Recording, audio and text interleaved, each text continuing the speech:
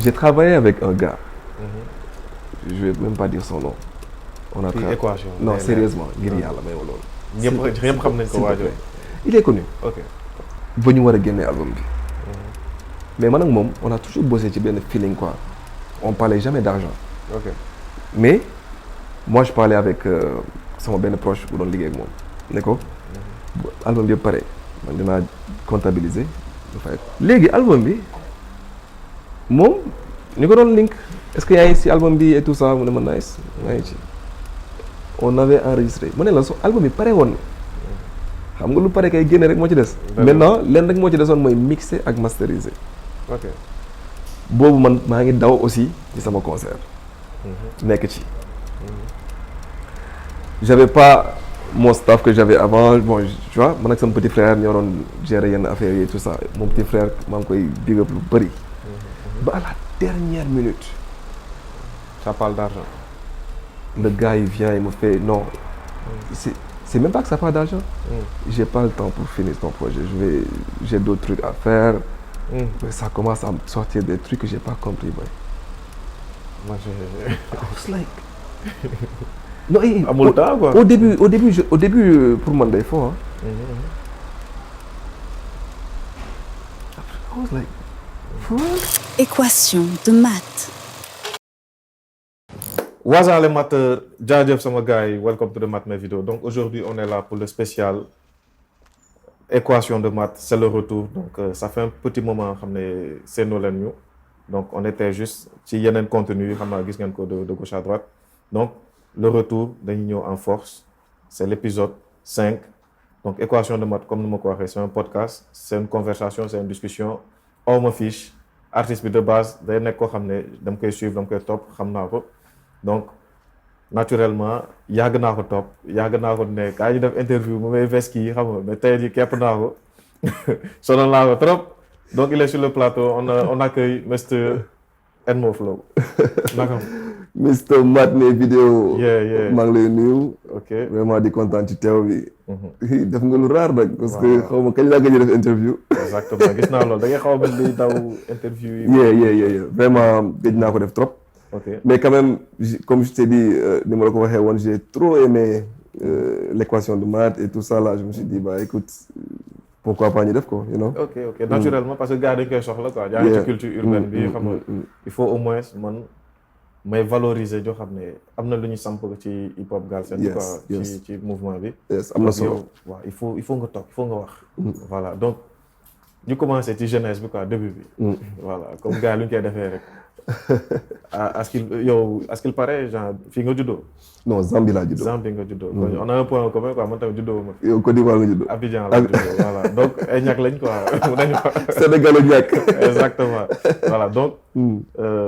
kañ nga ñëw Sénégal ban âge. bi ma amee 3 ans. 3 ans 3 ans 4 ans waaw. amoo ci benn souvenir. dina jafe trop mais maa ngi fàttaliku sama enfance bi ma nekkee Sénégal. ok donc man ba ma amee 12 ans laa ñëw. ok ba ma amee 3 ans ñëwoon na mais dama dellu. ok ma ñëw def vacances sama mère après mu delluwaat. ok voilà donc tes parents aussi ils sont sa père mooy sénégalais. waaw sa mère congolaise. waaw sama yaay on va dire que sama yaay elle est moitié congolaise parce que sama yaay Ndongo la sant Haalpulaar la. ci père. mais moom Congo la xam. Congo la xam waaw donc congolaise la ci mère. mais moom Congo la xam fa la juddoo fa la màggee fa la yaroo. ba après bon mu dem Zambie après man ci la rencontré ak sama papa et tout ça.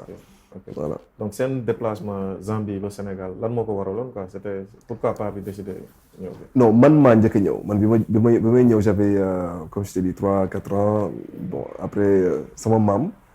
moo bëggoon vraiment ma ñëw et tout ça donc paa bi ne ma ok tu sais quoi yow dama lay yóbbu ci sa maam et tout ça bon après moi je suis venu j'étais très petit tout ça bon ma màggee Géejawaay laa nekkoon.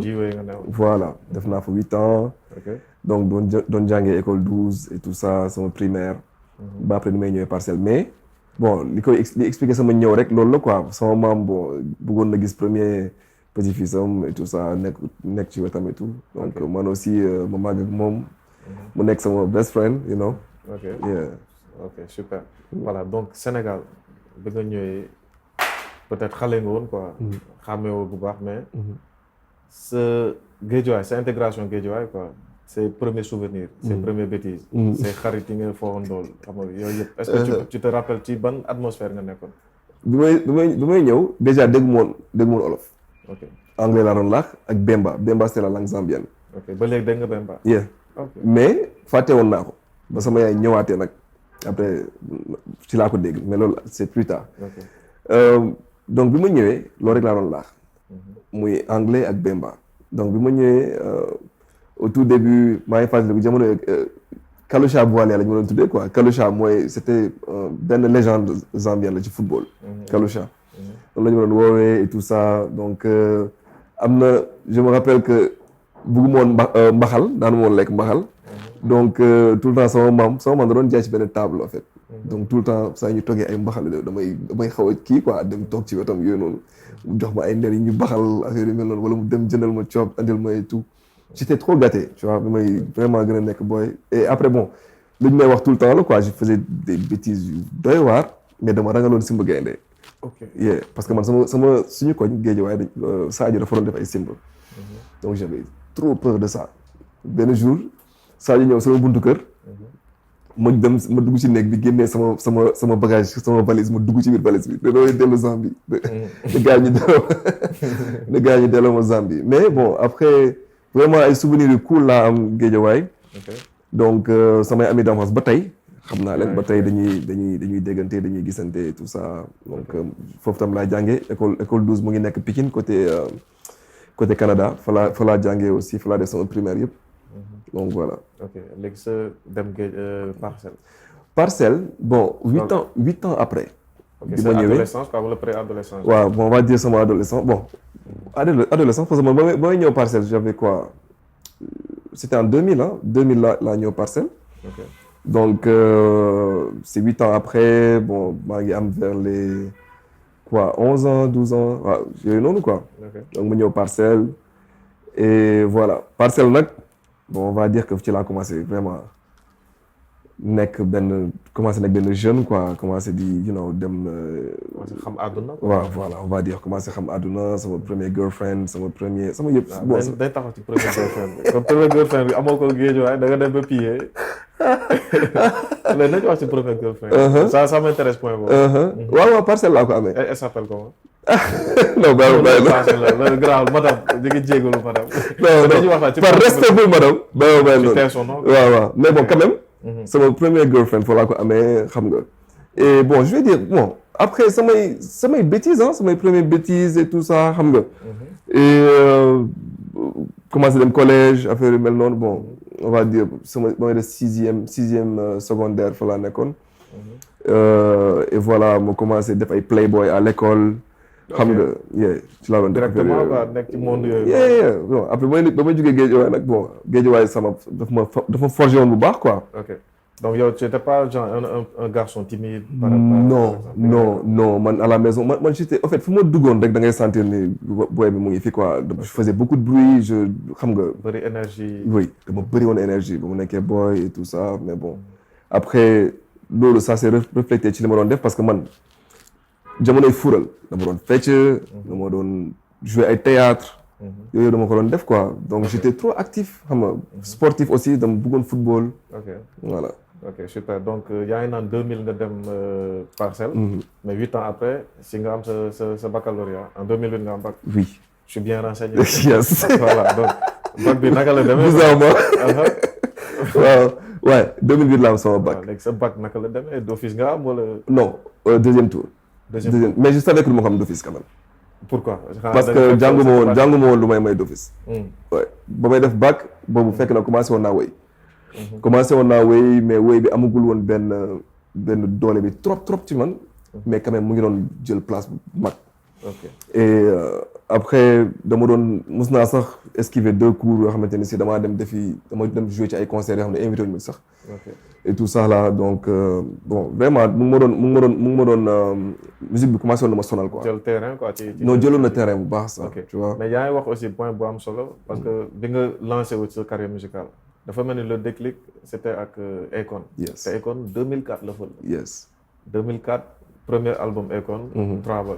yes def carton. yes ba nga koy fàttaliku période boobu. maa ngi yoon vacances je crois Sacré-Cœur. léegi si télé bi laa seetaan kii nii. Belly Dancer Belly Dancer. ma seetaan gis waaye sol maillot Sénégal. xam nga ma ne waaye gars bi nii bu demee nii xam nga. affaire bi impressionné ma quoi. même chose dama def. si lañ gis xam nga loon lii xam nga fii gauche droite. ghetto commencé coloniser gars yi. yow Akon ban sa première approche ak Akon naka la demee. bon man sama première approche après sax la am bon man en 2004 bu ma ko gisee. en fait sama benn xarit tudd Sylvain. dañu doon football mu ne ma booy am na benn gain moom sax Elton la doon wax Elton. am na benn gain bu ma gis si télé bi sénégalais la affaire yooyu noonu Elton la tudd affaire yooyu expliqué. ne ma gain bi day woy quoi ma ne ko sénégalais. mu ne ko fu mu nekk mu ne ma États-Unis ma ne ko États-Unis. gain bi siiw na. mu ne ma booy bàyyi ba nga gis ko. ñuy football. Akon di daw. ok mais pardon dagguma la sax mais avant Akon est-ce que amoon nga yeneen artistes yoo xam yaa leen doon suivre quoi carrément. ñëpp laa doon en fait man dama bëggoon musique. dama doon suivre surtout américains yi man ñoom laa doon déglu. musique sénégalaise non autant sincèrement. Daara J je pense Daara J souvenir bi ma am quoi. Daara J mooy ñi ma doon suivre avant rap bi man dama bëggoon flow ba mu ëpp te rap bi avant neexuma woon. amoon couleur quoi. non sérieusement mu non on dit voilà neexuma woon donc j'étais plus rap américain quoi. ñoom laa doon suivre un peu de français un peu vraiment un peu. mais jamono MCM. voilà Trace TV voilà chaque matin balaa ma daan jàngi damay taxaw xam nga xool télé bi. Trace affaire yu mel noonu xam nga et tout ça. donc. voilà ma gis Akon. mu woo ma quoi ma doon football.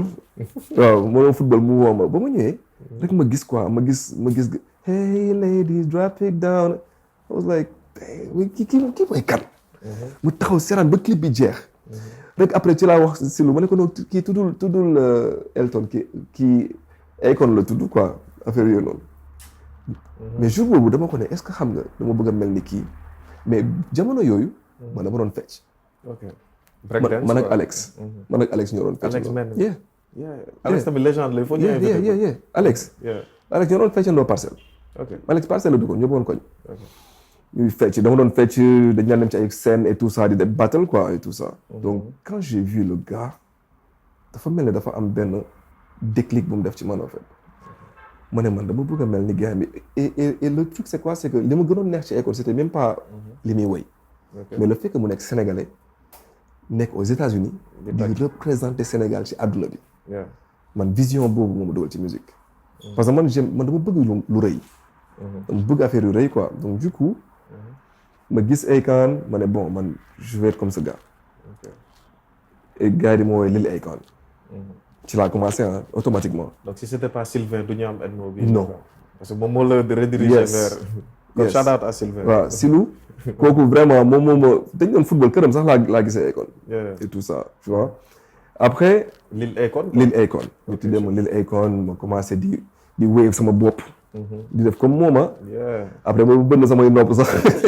kon Akon am na influence ci yow de. grave am na influence genre da nga bëggoon niróo ak moom quoi ba mel ni moom.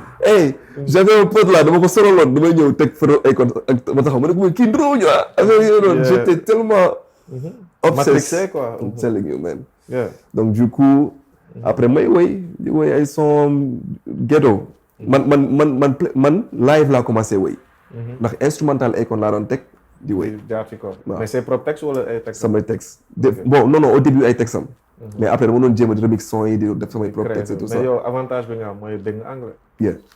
waaw loolu sant yàlla bon boo juddoo ci dëkku anglophone. loolu avantage la tu vois mais après au fil du temps.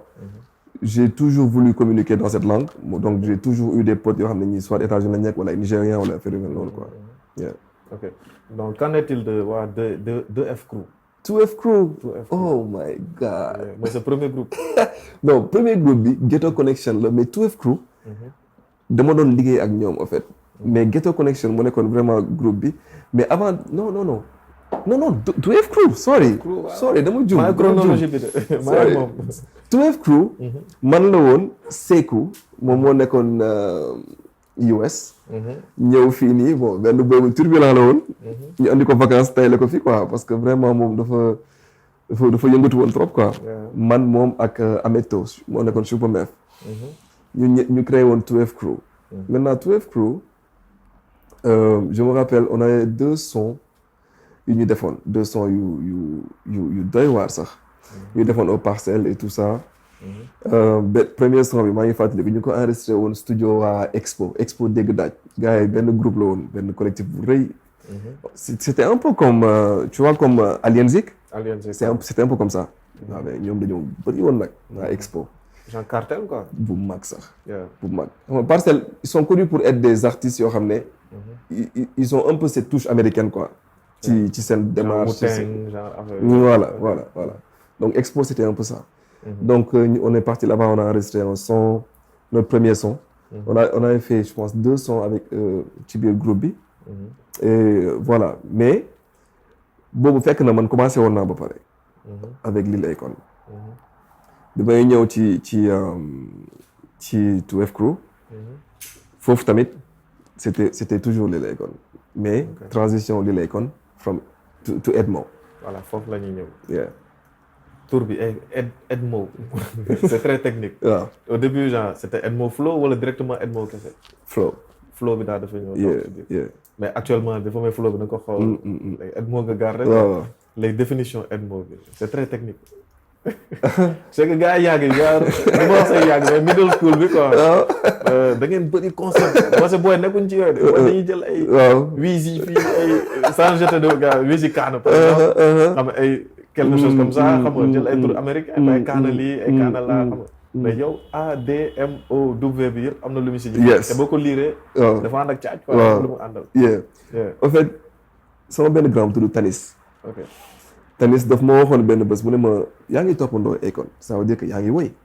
mu ne ko waaw mu ne ma jëlal sa yoon. waaw utal sa propre identité nga avance. focus. waaw parce que am nga voix bi quand tu chantes on sait que tu chantes bien. donc liggéeyal. jëlal sa yoonu bopp. j'étais en classe ma toog classe rek ma commencé affaire boobu di tourner sama bopp bi. jël sa note di bind quoi. sa table classe bi laa ko bind. ok ci table banc bi. laa toog ma ne man su fekkee dama war a topp sama kii tout le temps li may faral di wax mooy man du ma sénégalais africain laa loolu laa doon wax du ma nekkee booy. parce que samay origine moo tax. le fait que sama yaay nekk moitié congolaise sama papa nekk sénégalais ma juddoo Zambie tout ça. je me disais que voilà je me disais tout le temps que africain laa man. donc ma ne man il faut que je sois un africain qui va un peu incarner enracinement ak ouverture quoi genre. voilà ma nekk un africain mais qui va s'ouvrir dans le monde après j'ai fait africain ma def détenu par la musique mooy ADM qui s'ouvre dans le world loolu moo andi ADMOW africain. tu as mélangé du français et de l'anglais. te man même quand je communique c'était comme ça j'aimais trop mélanger. Okay. Par exemple à la maison chez nous boo ñëwee sama yaay Bemba la may laax wala Swahili. sama papa pulaar la ñuy laax wala Bemba. donc dafa muy 7 langues là.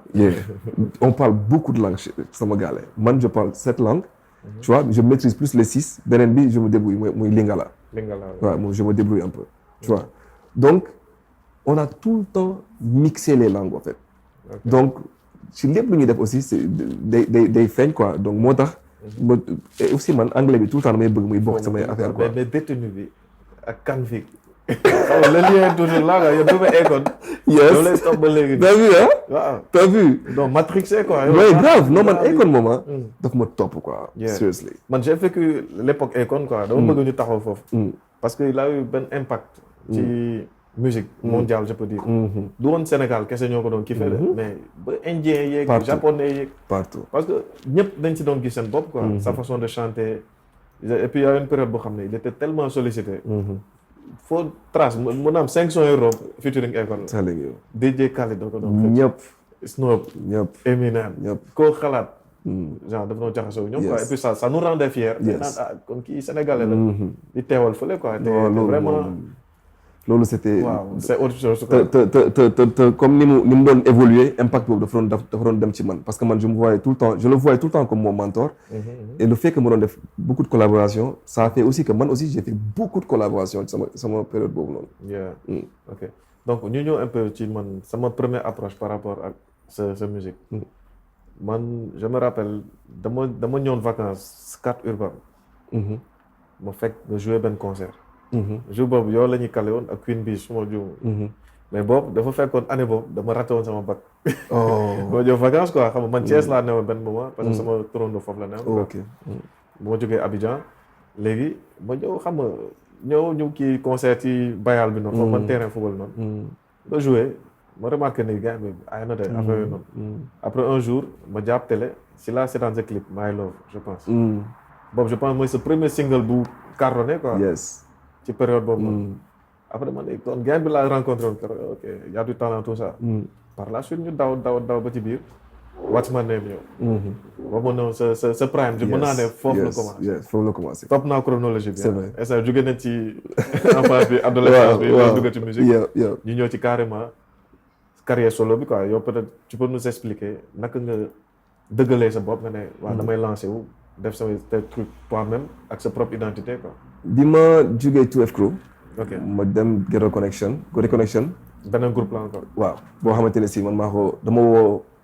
tu sais man je suis une personne boo xam ne lépp lu may def ñi nekk autour de man dama leen dugal ci biir wala en tout cas soit ci biir carrément la ñu nekk wala may impliqué leen ci benn affaire ma gis sama ay quelques gars yu nekkoon foofu di xam nga fooy ay freestyle may leen kaay ñu créé benn groupe bu gën a mag parce que boobu fekk Seeku ki nekkoon 2F Crew te mu nekkoon États-Unis dafa dellu woon là ñu ngandal ko mu nekk Ghetto Connection on a fait 2-3 sons mais après j'ai compris que daf ma doon yéexal groupe bi daf ma doon yéexal parce que y avait ci biir groupe bi ñoo xamante ne si gëmoon nañ ko am na gëmuñu ko woon et tout ça te je me voyais pas exclure ñii nekk ak ñii j'ai dit aux gars bon moi je vais commencer ma carrière solo ba siisu ñu meruñu non bon dina am ay kii quoi dina am ñu mer et tout ça mais c'est normal parce que affaire de bon parce que ñëpp ay amis d'enfance ñoo bokkoon même koñ bi ñoo màggandoo et tout mais man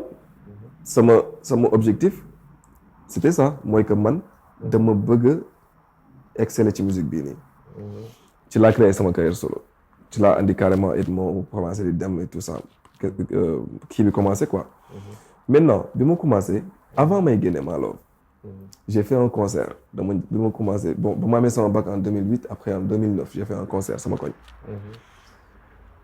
j'ai invité tout le monde ma def un concert et tout ça et ça là je veux dire que foofu loolu moo déterminé woon début Edmond en fait. c'était à Parcelles concert boobu oui sama koñ. sama buntu secteur waaw ci kaw ci plein air 19. 19 ok. voilà maa ngi demoon naa unité kii bu jàkkaarloo Sonatel unité 8. 8. voilà demoon naa fa aussi. ok unité 8.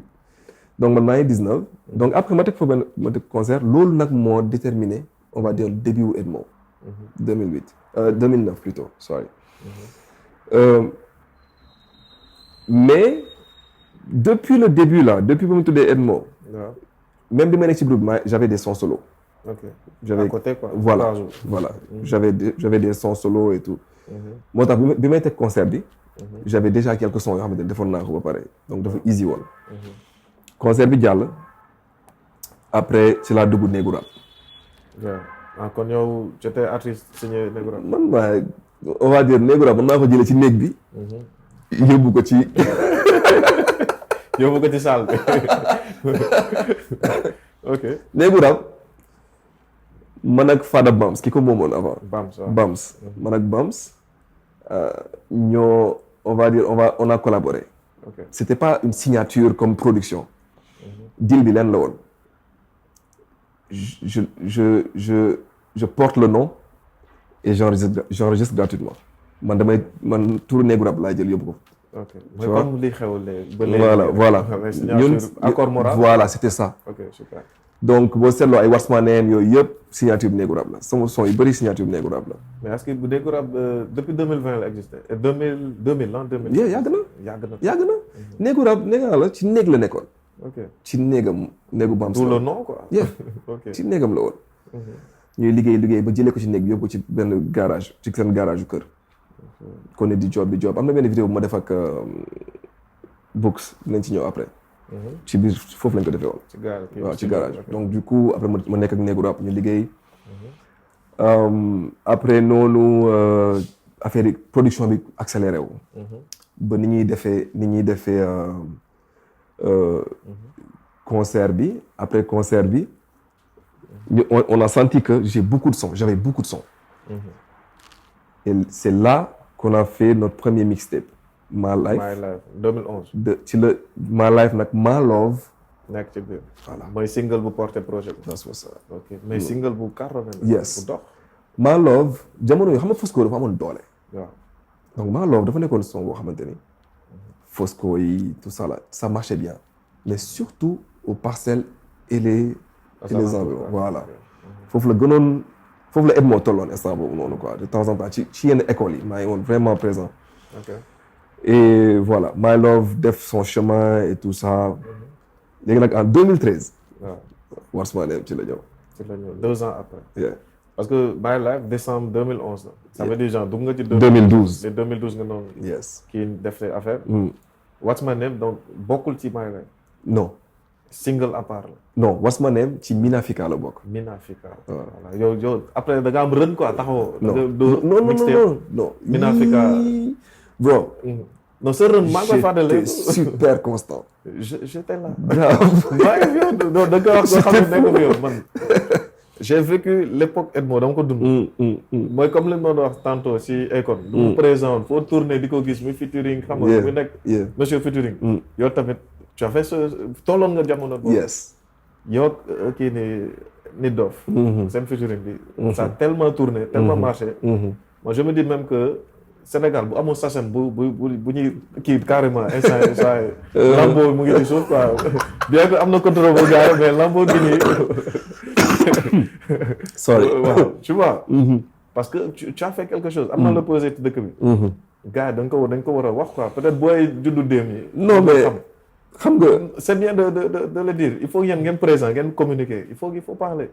mais maintenant je pense que plateforme yi mel nii baax na ci.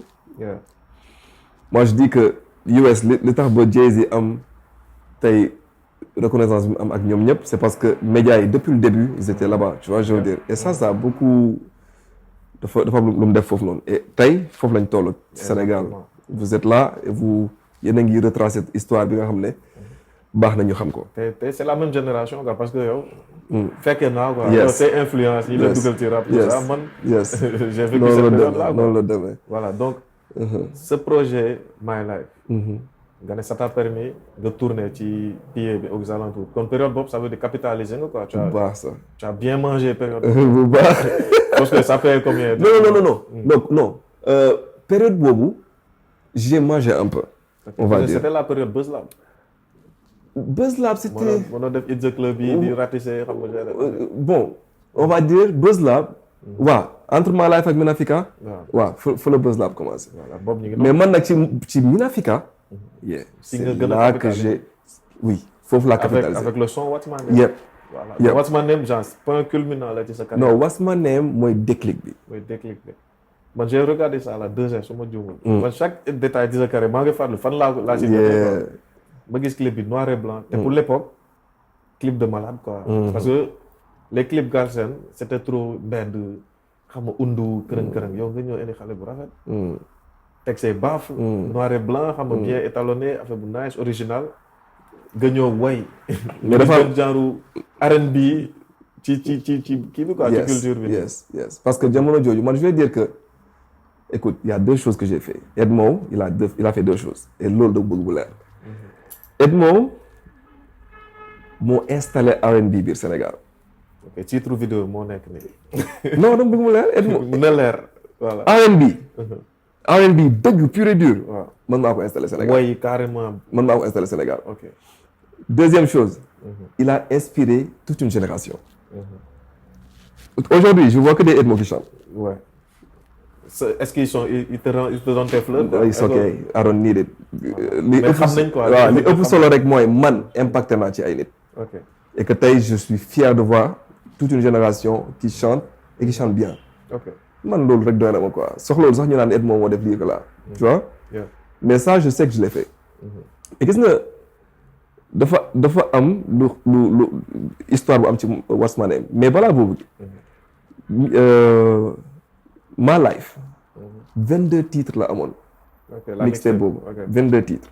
ma jógee foofu ci laa ñëw ak Minafika li tax ma wax 22 titres mooy dama doon tourner ak 22 titres ci partout en fait ci ay écoles ci rajo yi et tout ça là et ça tournait de malade et chaque jour les gens ils pensaient que j'avais un nouveau son alors que c'est un produit qui est déjà sorti chaque kii nga proposé voilà je proposais ay sons yu tout le temps moi je pouvais tenir un concert d'une heure de temps def show carrément yëngal sans problème je le faisais depuis sama premier produit bi ma ñëwee Min Africa tu sais What's My Name dafa am histoire bu ma marqué sama life ci sama carrière musicale ki tourné clip bi mu ngi tudd Seydina Issa Tall mooy Sid Picture boo seetloo vidéo bi dañu xamante ba may def deuxième clip bi Belle Vie bi may tourné Belle Vie c'est un son même que j'avais chanté en français et tout ça là bi ma koy def moom moo ko tourné woon aussi ci la ñuy soog a xamante moom ma doon defal ay shooting photo jamono yooyu chaque produit bu waraan génn dañ na def ay shooting photo et tout ça là et lui depuis premier shooting j'avais senti que le gars il était très très très spécial quoi moom dafa nekkoon dans le futur déjà et ce qui le prouve mooy tey jii may wax ak yow ay Versace lay defal ay photo ay vidéo yu demee noonu il est très loin mu ne ma mu jóge woon vacances mu ñëwoon vacances fekk mu ngi nekkoon je pense Tunisie après ba mu ñëwee après il m'a mu insisté quoi pour ñu tourner What's My Name boobu man maa ngi bëggoon tourner benn son bu tudd No Matter What mu insisté et What's My Name dafa nekkoon aussi benn son boo xam ne ba ma koy génnee dama ko njëkkoon génnee single ba ma koy génnee single dama ne woon damay def benn soirée mais ba ma defee soirée dafa flop ma amoon ci tamit ay expérience ma neexul après ma zappé son bi quoi ma son bi soirée la showcase waaw dafa soirée de lancement quoi bu single bi et tout ça là après ça ne s'est pas passé comme ni ma ko bëggee woon mu flop et tout ça xam nga expérience ma neexul après son bi tamit ma jëlaale ko mu mettre ko nele quoi mais sama yaay da doon def son bi tout le temps sonnerie am sa son dafa ma neex affaire What's My Name Issa tamit ñëw di ma sonal quoi non nañ tourner clip bi nañ ko tourner ma ne ko non boy nañ jël kii No Matter What j'étais trop love nag tu vois mu insister et No Matter What aussi ki ko tourné mooy bon ki def son bi plutôt mooy Maestro dinañ ñëw ci moom Maestro c'est lui c'était mon beatmaker ci benn période sama carrière avant mon décès bien sûr nañ ci waxtaan dinañ wax ci moom après donc du coup le gars il insiste non nañ tourner What's My Name donc tu voyais pas le potentiel de What's My Name non ok j'étais même pas là man jugee woon naa ci What's My Name pare woon naa sax ci son boobu noonu sama yaay di insister ci son bi kële tamit di insister ci son bi ma ne bah écoute on y va peut-être que am na lu xew quoi you know léegi nag ma ñëw mu tegal moom un truc de malade boo seetaanee clip bu Rihanna Rockstar wono I'm a rockstar seetaanal clip bi du noir et blanc aussi même chose clip boobu la ma tegal mu ne ma clip bu mel nii laa bëgg a tourner juste pour wax la boy bi vision bi non c'est un malade après mu tegal moo ko ma ne ko ba écoute lii est-ce que nañ ko mën tourner parce que jamono yooyu moyens yi tamit demeewul woon noonu après ma wax ko wax ma lañ soxla mu wax ma lañ soxla ma ne ko boy instant dina cool mais laisse-moi voir donc ma dem bi ma demee après j'ai eu aussi quelques soucis avec mon gars de Nego Rap jamono yooyu on avait quelques problèmes quoi maak moom Bams waaw Bams mais instant boobu noonu bon ma génn may dox nii quoi ma naan mais man kii mu nga wax clip et tout ça affaire ñuy compliqué quoi rek mu woo ma téléphone ne ma passe sama papa non je pense que pas moom woo sax téléphone Patal moom ma décroché mu ne ma ñëwal kër ga ma ne ko ok maa yoroon est-ce que du 1500 sama poche ma jël ci taxi donc jamono si tala xees quoi grave non instant boobu demeewul noonu de instant boobu mooy loolu te xam nga fos ko benn période la bu jeexee jeex na you know di mën nga toog toute une année mooy loolu tu vois mu woo ma mu ne ma kaay ma ñëw mu ne ma Issa dafa ma wax ko dafa da ngeen war a tourner benn clip mais que instant yi demeewul noonu ma ne ko effectivement instant bi nii c'est compliqué ba ma ne ko c'est compliqué mu ne ma écoute tolloo leen fu ngeen di fayante instant bii nii paa bi mooy wax de mu ne ma li ñuy def mooy Issa dama wax ñaata ngeen soxla ma jox leen xaalis ngeen dem jëndi ko kan moo wax loolu papam papa Issa qui tourne clip bi papam Issa il avait une caméra tout ça il avait non Issa nice Issa il gère moom mu ngi doon gérer yoroon na caméra doon photo doon vidéo lépp doon def moom moo tourné clip bu yow la bu Elzo moom moo ko tourné voilà moo nekk kaw léegi waaw donc après bon paa bi jox ñu dem jëndi ay tissus affaire yu mel noonu foofu tissu lañu fa defoon fond blanc boobu. après ñu ñëw paa bi nañu abal naa leen sama salle. mu génnee salon ay fauteuil am laa la wax de. fi muy accueillir ay ganam la génnee. ngeen installé. paa bi sax moo ñu doon monter lumière yi. non pas boobu ba tey mënuma ko gërëm ba mu doy. moo tax tout le temps damay dem di ko seeti ak yu mel noonu parce que paa bi dafa jouer rôle bu am solo sama carrière. donc ñu ñëw tourner. léegi ba ñu waree tourner mu ne ma dañoo soxla fecckat. ma ne bah écoute moi je connais des danseurs je connais Alex. allo Alex. maa ngi ñëw. 314 maa ngi ñëw. Papis sama benn gars instant mu ngi Allemagne maa ngi ñëw. ñu ne ma da nga soxla ay yére. aw ma woon instant boobu noonu ay yére pour clip quoi. ñu woo benn gars sama manager au temps doon Sergio mu ne ma attends j'appelle un pote là am na ku mu xam koo xamante ni mën nañu jox kooku andil ñu ñaari tenue. en fait lépp lu ñu doon woo rek. après daf leen yomb quoi. lépp doon easy en fait. ñu woo Lijo mooy gel bi nekkoon ci vidéo bi ak Nafisatu ñoom ñaar lañu woo loolu Issa moo ko géré mooy ki doon tourné. ok mu woo leen ñu ñëw. en fait lépp easy. on a tourné. on a tourné clip bi pare ñu ñëw toog di ko seetaan mais gis nga bu ma toogee jour di seetaan clip bi ma ne sama gars yi clip bi. bu jàllul bu fekkee clip bi doxul. ragal naa ni sama carrière fii lay yem. genre tu t'es investi quoi. non parce que j'ai vu bénédiction yi ci am yëpp. j'ai senti quelque chose je me suis dit lii nii non day dox. man maa yóbbu clip bi à la télé. ma dajeeg benn grand. TFM. je sais pas si je peux dire son nom. non c'est par rapport à lui c'est par rapport à lui. équation waaw. je pense que Racine la tudd su ma juumul parce que yàgg na nag quoi. ok TFM la doon job. ok ma dajeeg mu ci buntu bi. te man TFM dem naa fa 2 fois dafa yóbbu sama clip mais c'était pas trop mooy loolu ak yeneen télé yëpp kon c'était pas. ñu ngi en 2013. moo yóbbu sama clip. rek ma dajeeg gën mu ne ma ça va na nga def mu ne ko sa artiste nga mu ne waaw sa clip nga ni mu ne ko mu ne ma kaay. on se connaît pas mu ne ma kaay. ñëw dugg toog mu yóbbu ba ci régie bi c'était la première fois muy dugg seen régie.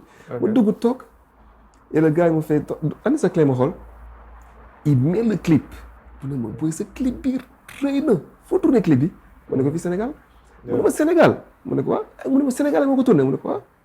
dafa canon dafa futuriste. de ouf. avec ce qui se faisait de ouf même Pape Cheikh loolu ma doon wax après ba ma parce que après plus tard ñëwoon naa fa émission mu ne ma sa clip bi pour man sax doo sénégalais yow. ok mu ne ma attends fekk instant boobu noonu tombé na presque fi mu waroon commencé teg ay vidéo mu ne ma xaaral tuuti bul dem. ma toog xaar rek ma gis clip bi di daw quoi genre mu play clip bi pour man nag dafa play clip bi mu ne ma clip baa ngi daw en live nii. ci même jour. maa ngi ci biir régie bi. yow daal da nga ñëw sans prévenir ñu jàllale te gars yi noonu grand boobu ba sonn duñ seen clip du jàpp. mais le grand là. kooku xaw ma fan la jógee. malaaka la. c'est un truc de malade sérieusement c'est un truc de ouf. mu ne ma sa clip baa ngi daw.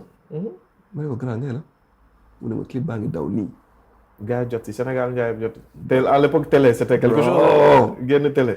jamono yooyu télé ak rajo. waaw. c'était autre chose. Internet c'était pas ce que c'est aujourd'hui. mais gis nga bro. ma ne noonu lii gaw ma ko. bro rek sama téléphone commencé. par.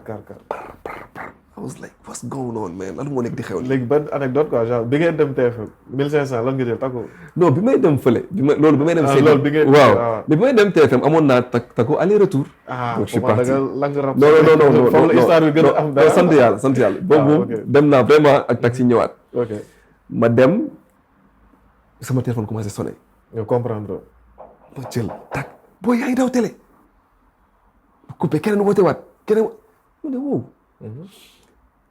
ay côté heure añ la woon. après ma ne ko grand maa ngi dem ma ne ko mais kontaan naa trop mu ne ma bàyyil ma sa numéro. grand bi. ok man ma ñëwaat sama kër toog di añ. clip bi di dawaat. maanaam. clip même ci même télé bi tout. Fayo promo rien easy. Et avant ça man des artistes des animateurs dama doon ñëw si ñoom. di leen wan sama ay kii ñu may fayeeku xaalis ak yu mel noonu. man tam may dem di toog sama site. mais yàlla dafa defoon même bu fekkee internet amuloon doole man quand même j'étais très présent ci ay Facebook affaire yu mel noonu quoi. waaw Facebook ak Skyrock. waaw ak Skyrock aussi. Skyrock Reverb Nation. voilà. donc clip bi commencé daw affaire bi vraiment ma xam lu ma xamul woon. ok parce que après yeneen télé yi sax dañ doon dem après di jël vidéo bi YouTube et tout ça di ko teg. donc après automatiquement. tu es devenu une star. boum connu sur. boum national. bro boum like xaaruma woon loolu. ok léegi plan d'action bi c'était quoi après.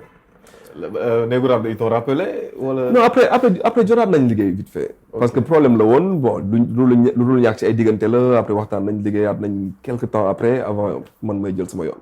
mais dafa am benn point tamit bu am jamono jooju mooy bi may génnee Wasmane ci laay def Ghetto Swag ak Nit Dof. moo tax man la période bi maa ngi koy fàttali. aaru mbedd fii. feneen ak feneen rajo yi ñu lay play. genre SACEM bi moom dafa waroon fay jamono. parce que tu as trop tourné. non c'est trop dañu dem ba. tu en as marre quoi. non c'était grave. c'était grave c'était grave. Wasmane xam nga affaire di tourner en rond. school yi ngay dem di toj. partout. donc tu as capitalisé. et j'ai fait une tournée aussi directement. j'ai fait une tournée jamono yooyu man ak Canabasse kese ñoo doon def tournée. maa ngi fàttaliku. man maa doon def Teew Sa Town Show Canabasse def de club tour. tu vois donc moom il était plus dans les clubs mais moi je faisais des trucs un peu partout ci ay salles quoi. voilà donc. mais bi ma defee Ghetto Swag. waaw Ghetto Swag c'était dans l'album de Nit Dof. ci album moom la woon du hip hop du Mos Def beneen projet bi la. Ragal du Jéggi Ra. Ragal du Jéggi Ra RDDR. waaw waaw foofu la woon. album bi cartonné. de ouf. dama ko bind. bro naka mu yaa ngi ci jàmm. yaa dem vers moom. il me connaissait pas. il me connaissait pas ça c'était avant avant Wasmane. il me connaissait pas on se connaissait même pas. mais énergie moom daf ma doon gaañ quoi. te malgré vous ça a aucun rapport li ngeen def. non mais énergie moom daf ma doon gaañ. parce que comme je t'ai dit le fait que j'aimais le truc américain là. et boo sentee Nit Dof. il avait quelque chose. nga ne il faut que def dara. ma ne mais kii neex na ma quoi. je l'écris. tac il me répond. Facebook il me répond tac. noonu la mel. tac ñëpp lay tontu. xoolal j'écris tac il me répond ma ne ko. je suis un artiste. je suis ici au Sénégal je fais des trucs. mu ne ma yónnee ma sa lien ma yónnee ko Reverb Nation. toi il te connaissait pas. malgré Wasmane lu mu doon def. non avant c'est ça c'était avant. parce que ba ñuy def Wasmane instant bi may tourné Wasmane instant boobu ñu doon nekkoon ci Ghetto Swag tamit. instant boobu fekk na commencé nañ xamante maa ngi mais ba ma ko bindee. jamono yooyu maa ngi nekkoon ci ma life jëm Mirafika quoi. ma bind ko mu tontu ma ne ko ma yónnee ko lien bi mu déglu mu ne ma mais toi t'es malade. yow refrain yi ngay def nii ay refrain yu rigros la. mu ne ma refrain yu sadique nga nekk di def nii mu ne ma yow booy mu ne ma toi je te mets dans mon album. te période boobu daguma la sax yow ak peut-être Lick Flow lañ doon dégg. yes. tu vois période boobu genre yéen ñaar rek doon way. noonu la demee. Buzz Lab Lick Flow muy fondé. voilà jamono yooyu tamit yaa ngi doon sa côté. voilà Okay. mais donc, comme j'ai dit Lick Flow il était là-bas mais avantage maa woon ci kaw Lick Flow c'était quoi c'était man I was nowhere man nekkuma woon ci kenn. ok tu vois alors que Buzz Lab dafa am ku fa nekk dafa am ku nekk ci kaw. top bi waaw chef. est-ce que tu vois ce que je veux dire. donc mosuñu la solliciter après genre. Buzz Lab jotoon nañu am benn compilation bu ñu doon def quoi. je pense moo tuddoon ñi ci top. voilà j'avais fait un très bon son bu tudd Ma Time. mu ngi ci YouTube bi sax. mujjee na liggéey. après dama ko génne. dama ko génne parce que kii bi génnul woon projet bi génnul woon mais man dama génne woon. je pense par rapport ak projet bi sax si la ñuy signé Omzo. parce que Omzo foofu la dañ ko woowoon pour lool après. ok mais man moment boobu noonu j'ai juste fait le son et man solo laa defoon man defuma woon parce que dafa bëri woon ay collab quoi voilà mais man solo laa defoon. et après bon gars yi traîné ci projet bon man ma génne son bi avancé quoi. donc mais amoo embrouille après. parce que amoon nga droit son yi. amu woon benn embrouille mosuma sax am embrouille ak ñoom. ak Buzz Lab. donc Lick Flow vous avez des rapports wala. oui Lick Flow ba tey xam naa ko. man sama gars dañ naan daje ma ak moom dañ naan daje ci ay Sir Malick dañ naan daje ci ay concert ma ak moom je me rappelle muy toppandoo Michael Jackson au tout début. bu ñu taxawoon donc Michael Jackson dafay affaire. ma ne gain bi bu amee kenn ku mën a sonal Sénégal kii lay doon. ok dans rivalité ya ñaar la. je l'avais vu direct je me suis dit bu amee kenn. ku mën a sonal Sénégal ci way. kii lay doon. ok parce que je savais gisoon naa potentiel en fait. ok tu vois mais bon après comme je dis. da ngay wax loolu mais tu avances tu te dis ok you know what focus. léegi ñu ñëw ci collab ak Nit Doff bi après. mais après noonu mu ne ma dama lay dugal sama album. ok ma ne mais kii il est malade ou quoi. non sérieusement bu ma waxee loolu dama ne non Nit Doff sañ. daf la déglu ak ba validé. hey album la ma wax direct. ok nga am pression. non je me suis dit mais kii le speed lui. xam nga mais après je me suis dit ok let's go. il me met dans l'album. je me rappelle Mao moo ñëwoon Sénégal. jamono yooyu mu ngi kaaw ok. Mao ñëw ñu def son bi. Nit Doff ne ma day tourner clip bi. ma ne oh ok. clip bu nice. clip bu dope. ñu tourner clip bi clip boobu créé benn déclic bu graaw. en plus de What's My Name. j'ai gagné le respect du rap galsen. parce que Nit Doff dafa am point bu stratégique bu mu taxawoon jamono jooju noonu. je confirme. est-ce que tu vois je veux dire. donc faire un feat avec Nit Doff man. dafa am benn respect bu mu ma jox. ci ñi nga xamante ni si bon ñenn ñi déjà yenn animateurs yi laay commencé. ñi doon bañ di teg samay son. parce que lui il avait am na fu mu taxawoon. et en plus de ça. ñi nga xamante ni si ñoom ñëpp ñoo nekkoon ci monde Nit Doff xanaa moo ci à travers son boobu noonu yenn rappeurs yu bëri yu bëggul woon sax def ay son ak ay woykat. dañoo am benn déclic ci après son boobu noonu. parce que avant dañu doon wax ah gars yi nii xam nga seen musique dafa féegee genre affaire yu mel noonu quoi da nga doon dégg genre affaire yu mel noonu lu bëri quoi. c'est que milieu rap dafa hostile nag. nga sorom donc ba moo tax nag après affaire boobu dafa wàccoon quoi. xam nga donc après moi aussi je me suis installé tranquillement ci monde boobu noonu mais moi aussi j'avais mon monde à moi boo xamante ne si maa ngi nekkoon foofu à l'aise et je faisais mes concerts bon et voilà mais quand même ce son là avec Nit Doff ça fait quelque chose. am na lu mu joué quoi. oui sincèrement. Min Africa ban langue la. c'est langue Swahili. mooy excellent. ok donc egsi nga ne cëpp. yëpp. étoile yi aligné wu. maire bi. barre de son bële sans pour autant yow nga savoir que nii kii tamit bëgg ko affaire bi naturel. sa xaalis dugg si sax. facilement promo bi boum xam nga yàlla di ne. c'est ton heure quoi. yëfu yàlla. ok après genre de capitaliser mais avant loolu genre tu bossais des petits boulots wala. bi may nekk avant Min Africa avant may egsi ci What's My Name. ok raxas naa oto. j'ai été laveur de voiture boobu fekk na maa loof génn. ok raxas naa oto. def naa maçonnerie. quoi d'autre. un peu ay maçon def naa ko mais 2-3 jours laa ko def. daw génn. def naa menuisier métallique.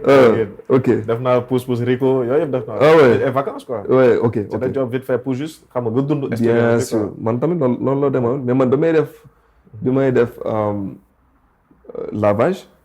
bon boobu moom vraiment dama soxla woon xaalis. parce que boobu pare naa am naa sama bac. et je me suis dit écoute. doo def cité quoi. non. orienté woon nañu.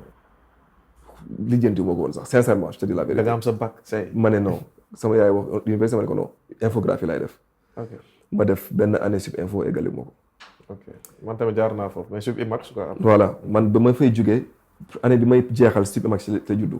yow ban notion nga soxla ci en infographie. non parce que je me disais que lépp lu may def li may jàng na nekk en rapport ak lépp lu ma mën a apporter dara sama musique. ok c'était juste ça loolu laa doon wax. côté mixage côté. voilà wala ay image ak yooyu en tout cas tout ce que je lépp lu ma waroon def. lu ma mën a jàppale sama musique la parce que musique rek laa bëggoon jamono jooju. ok donc après j'ai fait ces petits boulots xam nga donc ça m'a beaucoup forgé par contre. j'ai même raxas naa sax oto Fata. El Président. je me rappelle te boobu tu étais artiste. il m'a même reconnu mu ne ma mais yow xamee naa la. nga raxas oto ma ne ko man la Edmo et tout bro boobu nee naa la maa loof génn na. ok mu ne ma yow xamee naa ma ne ko Edmo mu ne ma da ngay raxas ma ne ko mu ne ma booy gën naa la bëgg yow booy guerrier nga. mu may wax un peu ci Haslam et tout ça tu vois parce que moom ki ma doon liggéeyal te li garaawul. fi ma doon liggéeyee. ki fa nekkoon sama boss sama xarit la. ok mais il avait un garage j'avais besoin de travail ma ne ko dama bëgg liggéey. magu booy boobu sama xarit bi moo nekkoon magu Fata moo nekkoon xaritu Fata sorry. donc Fata dafa doon ñëw foofu noonu mu ne ko fii am na lavage mu dugg mu fekk ma fa.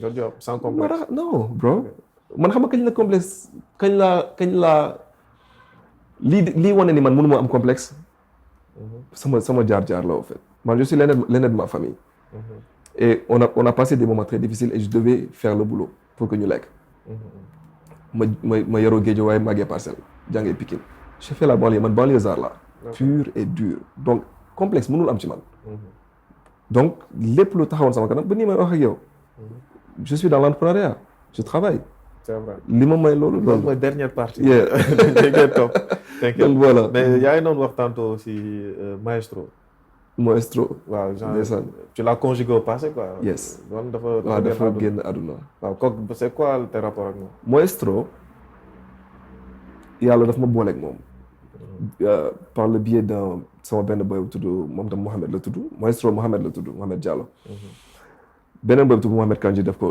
andi sama kër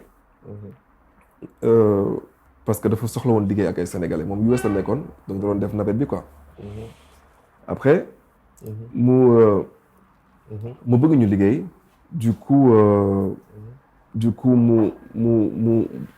mu sollicité xaritam bi Mohamed Kandji andi ko sama kër mu ñëw ñu toog mu génneel ma benn beat mooy beatu son wu No Matter What bi ma la wax sànq ni moom laa bëggoon tourner Issa di insister pour ñu tourner What's My Name mu teg beat bi affaire bi di tourner son bi di tourner ma ne ko bàyyil ma beat bi parce que dafa bëggoon ñu liggéey boobu maa ngi doon entraîner quelque part ñu woo ma ñëw ñu toog mu jàmm son bi ma déglu ko ma ne ko beat bi neex na ma de bàyyil ma beat bi après ñu waxtaan mu ne ma bëggoon nañu liggéey ma ne ko man mii bëgg naa ñu liggéey parce que li ma déglu nii neex na ma trop 2 jours après ma yónnee ko son bi vite fait liggéey ko mu yónnee ko son bi mu déglu ko waaw di neex na de mu yónnee waat ma ay beat No Matter What waaw mu yónnee waat ma ay beat ñu liggéey ci yeneen beat moom moo defar No Matter What ak yeneen son yu bëri ba defar sax benn son bu ma defar ak Nit Dof ci benn show of the year son bi tuddoon show of the year ci boppam boo demee di nga show of the year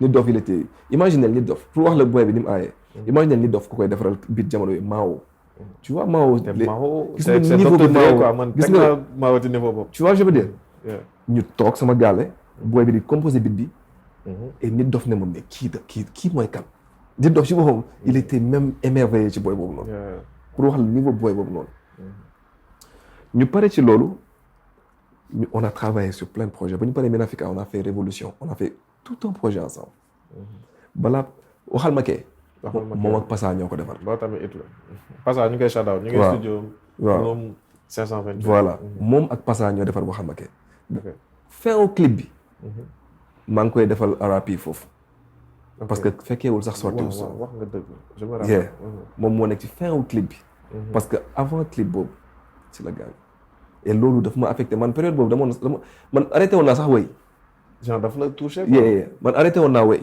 balaa may génne waxal ma ke benn instant dama arrêté woon parce que moment boobu moom déjà daf ma touché woon et j'ai eu beaucoup de déception yu ma daloon jamono yooyu en plus de moom desem daf ma break on carrément genre déception c'était par rapport à quoi non toujours dans la musique tu vois toujours dans la musique sa entourage et tout ça non plus sama entourage mais doo ko kii ci équation bi ñu xam un peu. en fait genre loo mën a wax quoi. li ma mën a wax xam nga mooy lan.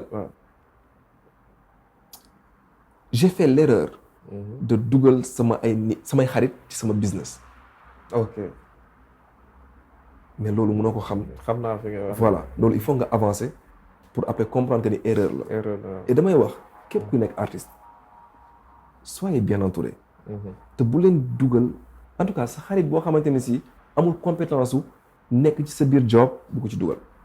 loolu bu ko artiste il faut avoir la compétence quoi mais pas complaisance. xool ni sama gain la ñooy. nañu jël sentiment teg ko nële. sa xarit bu fekkee ni yorul compétence yi la mën a doxal bu ko dugal ci sa biir business. na des sa xarit ngeen gérer entre gain sa business. nga liggéey ci ak ñi ci war a liggéey. parce que foofu boo amee problème rek c'est délicat quoi. non ça peut être des problèmes financiers. ça peut être après mën na. non. ay affaires yu bizarre lay andi.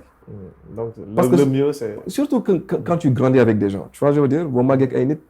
loolu da ci loolu il faut xam nga. ñi ci amul compétence boobu en tout cas bu leen ci dugal. donc yooyu yëpp defoon. ba maa ngi woon concert Mauritanie. ma joué aw ma woon réseau et tout ça ma nekkoon ci concert bi ba may ñibbi si jour sax ci suuf laa jaar jëluma avion.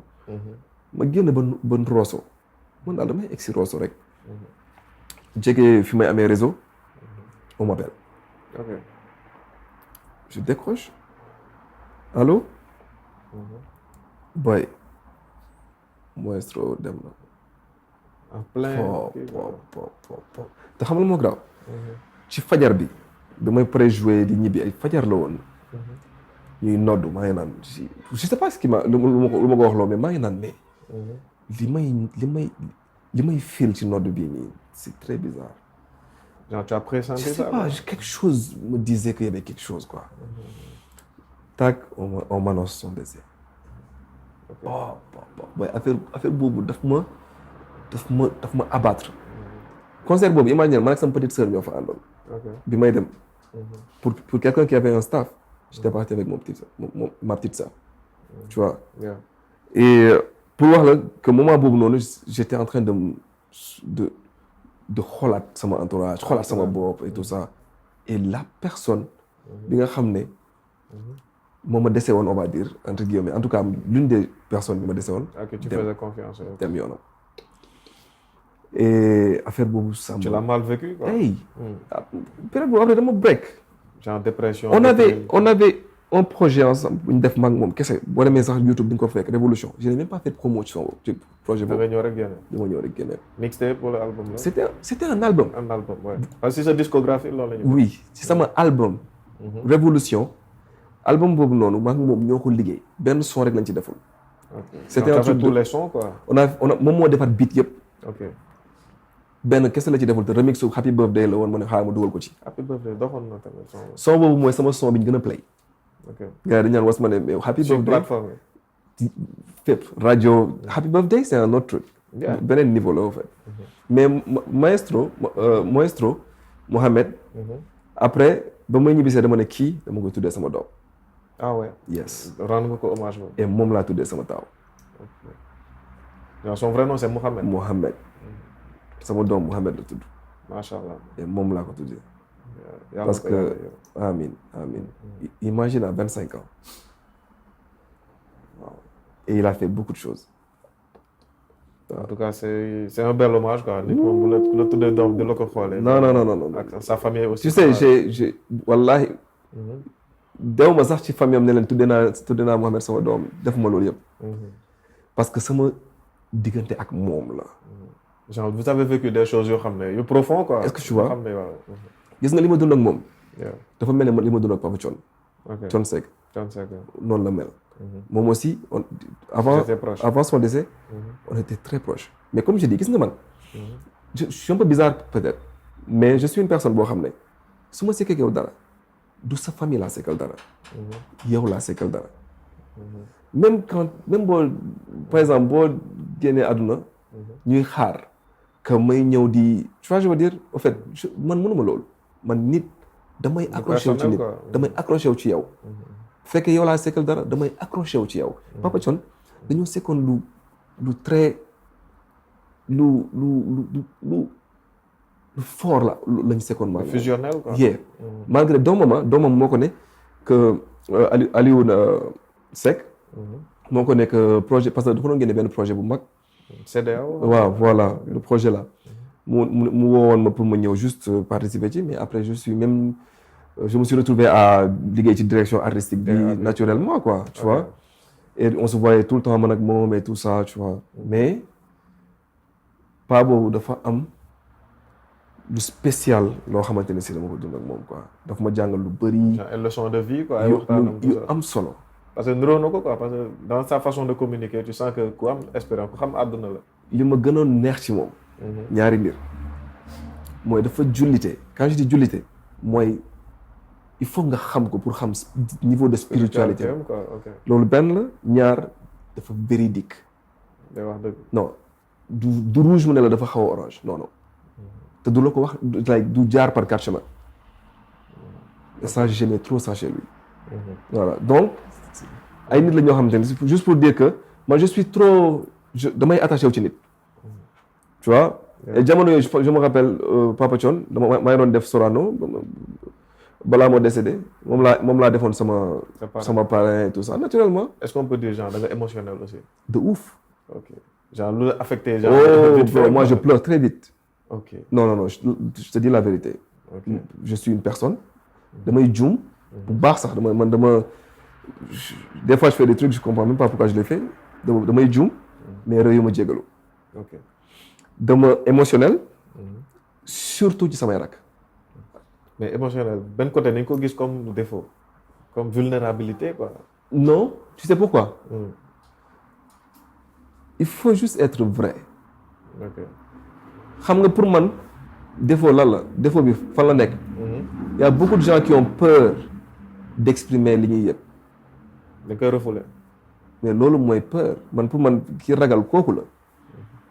mooy faire le dur fi nga xamante ni si yaa ngi fillu. yaa ngi muy metti sa xol quoi. est-ce que tu yow vois tu préfères genre sa calcul réalité quoi li nekk si yow mu feeñ. non c'est pas ce que je veux noonu laa mel. noonu nga mel ok. tu vois je veux dire. noonu laa mel bokkul ak li ma bëgg. ok mais noonu laa mel. et bañuma ko du ma ko daax. ça fait partie de ta personnalité. man la. ok tu vois. j'aime bien parler statistiques aussi quoi parce que ku wax équation wax xam nga calcul tout ça. ok dama xool ce sont les plus populaires. sur ta chaîne YouTube. waaw. je pense en total tu as 26 millions xam nga de vues en total quoi. ok voilà donc bokk nga ci top bi quoi gars yi xam ne waaw l'élite. donc bu la dara metti 6 millions 700. c'est ton son le plus visualisé sur YouTube. ok donc c'est la BO de Maîtresse d'un homme marié. yow la 6 millions 7 aussi mu ngi diir mbagg ak boobu quoi. yow laa Tipo. waaw mooy yow la. waaw si. ok bis bi mooy BO encore. sa rôle Moustapha. soxna si mooy son bu ma neex. soxna si. waaw ak OMG. sister OMG ñu ngi lay bëgg naa la invité nag. voilà donc ak Yaama Doy. 1 million aussi. ak ce dernier post en date ci YouTube. aide-moi vraiment 3 ans. te loolu tamit benn BO nga sànniwaat foofu rek. mais bi nga nekk kaso. waaw. donc on comprend plus rien quoi mais. ci sons yi cartonné c'est que des sons de you love quoi yi sincère comme émotionnel bu ñu wax sànq rek donc c'est ça qu'on retrouve ça vulnérabilité bi ce rôle déjà parce que ñu ngi dugg ci sa phase parce que ci sa bio Instagram yaa ngi dem singer acteur entrepreneur foofu la ñuy tëjee léegi ñu ngi ci acteur ça lan moo la boole ci cinéma bi lan moo la fa dugal ak rôle bi nga joué boo seetloo maa ngi lay wax sànq ni ba ma doon jamonoy fuural dama doon joué ay théâtre j'ai toujours aimé jouer ay film mais pas nekk acteur genre quand je dis nekk acteur bëgguma ko def métier. ok mais j'ai voulu quand même nekk acteur genre jouer quelques affaires vite fait quoi. c'était comment c'était ciblé wala c'était. Calista daf ma def signe. ok mu ne ma j'ai un rôle. mais li ma jaaxal mooy à chaque fois que j'écrivais sa kii boobu noonu. sa son laa doon teg quoi te sa je sais pas yow rek laa doon xalaat. donc Calista de base c'est ton ami. non on s'est connus après. après waaw mais elle non je xamoon naa ko vite fait avant. ok mais ci après série bi lañ gën a xamante ci série bi lañ gën a xamante quoi. ok voilà. léegi mu wax ma loolu ma ne ko mu ne ma dama bëgg nga ñëw. nga ñëw ñu xool ñu def benn casting xool quoi. ma ne ko ok. je viens et je trouve Esther Raki. moom aussi moo nekkoon ci yow laa Tipo. ok yow laa Tipo moom moo nekkoon ci vidéo. yow laa Tipo c'est bien avant. un an avant. ok avant ci clip bi am ngeen alchimie. bu graaw te li graawoon mooy jour boobu laa ko njëkk a gis man sérieusement xaw ma ko woon. ci yow laa Tipo. xaw ma ko woon avant.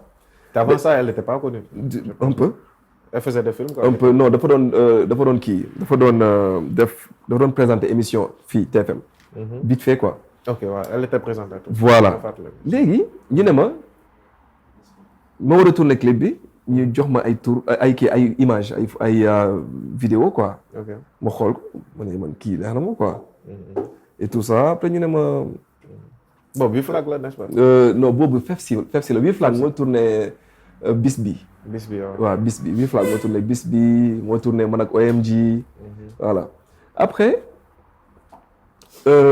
ñu ñëw tourné ci laa koy njëkk a gis. ñu pare tournage bi 1 an après on ne s'est pas vu. donc da ngeen tourné professionnellement quoi pare nga. ok elle était super disponible. très like non for real. musuma tourné. moi je pense que elle mooy qui en fait comment je vais dire ça. parce que en plus d'être vidéo girl sama vidéo en plus on a tourné aussi sur Maîtresse. C'est vrai qu'on a beaucoup tourné.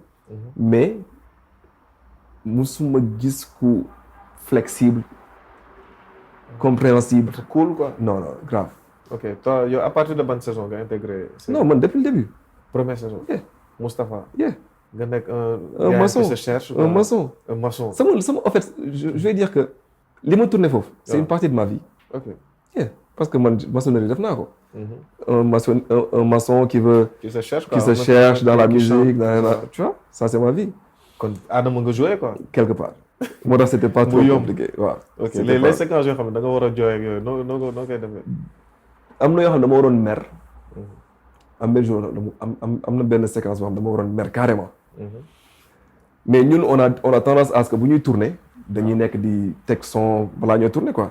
donc tu as benn moment bu ndaw booy toog retiré wu pour dugg ci sa personnage parce que da ngay foog nga soppaliku quoi foog nga am moment booy retiré wu. ah ouais. nga gérer waat say émotions. un moment bi ngay lire say textes pour xam. naka ngay ñëwee waaw parce que tu changes de mood quoi automatiquement. surtout boo waree mer. il faut man à chaque fois je pense à des trucs qui m'ont fait mal dans le passé. wala des trucs qui peuvent me faire mal tu vois. su ma waree jouer rôle yu mel noonu. tout le temps c'est comme ça quand je dois être super triste. li ma mënul supporter sama life mooy jour bi en tout cas yàlla na yéex te xaw ma sax ndax dinaa ko mën gérer mooy sama yaay. mu jugee fi loolu dafa nekk loo xam ne mënuma ko. xaw ma naka la nar a demee xaw ma sax ndax dina am est-ce que sax man dama ko njëkk a dem parce que tellement je pense pas que dinaa mën a supporter lu mel noonu. donc quand je joue ces moments yoo xam ne dama war a triste je pense à cette période là damay dugg ci affaire boobu noonu et daf may yóbbu ci tristesse bu sombre. et je joue ce que j'ai à jouer naturellement waaw. ok donc mais quand même Maîtresse ñoom ñëpp acteurs yëpp dañ ma jàppale. ok surtout Biram Kader Gadji moom il m'a beaucoup aidé. c'est ce jeu quoi. oui il m'a beaucoup aidé. Esther aussi m'a beaucoup aidé. donc parce que tu étais novice quoi dans le métier. ouais c'était on va dire à part deux séquences deux épisodes bu ma mos a joué ci Pod et Marichou c'était vite fait. wax nga dëgg. waaw vite fait. man j'ai fait figurant ci Pod et Marichou. ah ouais vite fait. ah ouais kon maa ngi yow def naa figurant. ah ouais. Maîtresse. def naa fi bu ñu may dugal kaso bi noonu. ba Biram ba may dugg ak jëkkëru Halima Gadji. dañ ma gësam ni fët man jour boobu leneen laa doon demoon tourné.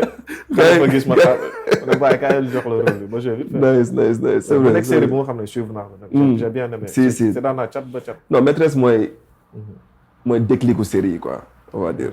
Maîtresse moo ubbi buntu de ouf quoi parce que vraiment surtout à l'échelle internationale. Maîtresse dafa yóbbu dafa mais yow bi nga génnee révolution yaa ngi koy wax da nga ko génne sans promo parce que ci mood bu mu la fekk la quoi. le fait que ki nga ko liggéeyal. fekkee woo ko genre. nous ça on n'a même pas ressenti que projet bi existait. noonu la demee soo laajee sax peut-être micro-trottoir ci sa discographie. peut-être ils vont se rappeler d'autres choses mais pas ils vont pas genre se retrouver ci projet boobu. noonu la demee voilà donc après projet boobu annoncé nga da ngay génne leneen. oui annoncé woon naa après projet boobu waxal ma kay dafa génn. waaw yow laa tipo. waxal ma kay moom def na année bi yëpp waaw waxal ma kay moom waaw parce que li ma promouvoir loon ci album boobu yëpp ci loolu laa def ci waxal ma kay. c'est un son qui a très bien marché. voilà loolu laa def ci waxal ma kay. après yow laa tipo. yow laa tipo dox na tamit. voilà Despacito. waaw Despacito remix bi. and then after ci laa waroon def concert Sorano et ma waxoon que damay génne un album bu tudd Joe's. mais Sorano bi c'était une réussite quand même. nice. c'était dope. voilà mais ci reprise yi aussi. maa ngi bëgg a taxaw foofu. Despacito. def nga ko mais avant Despacito.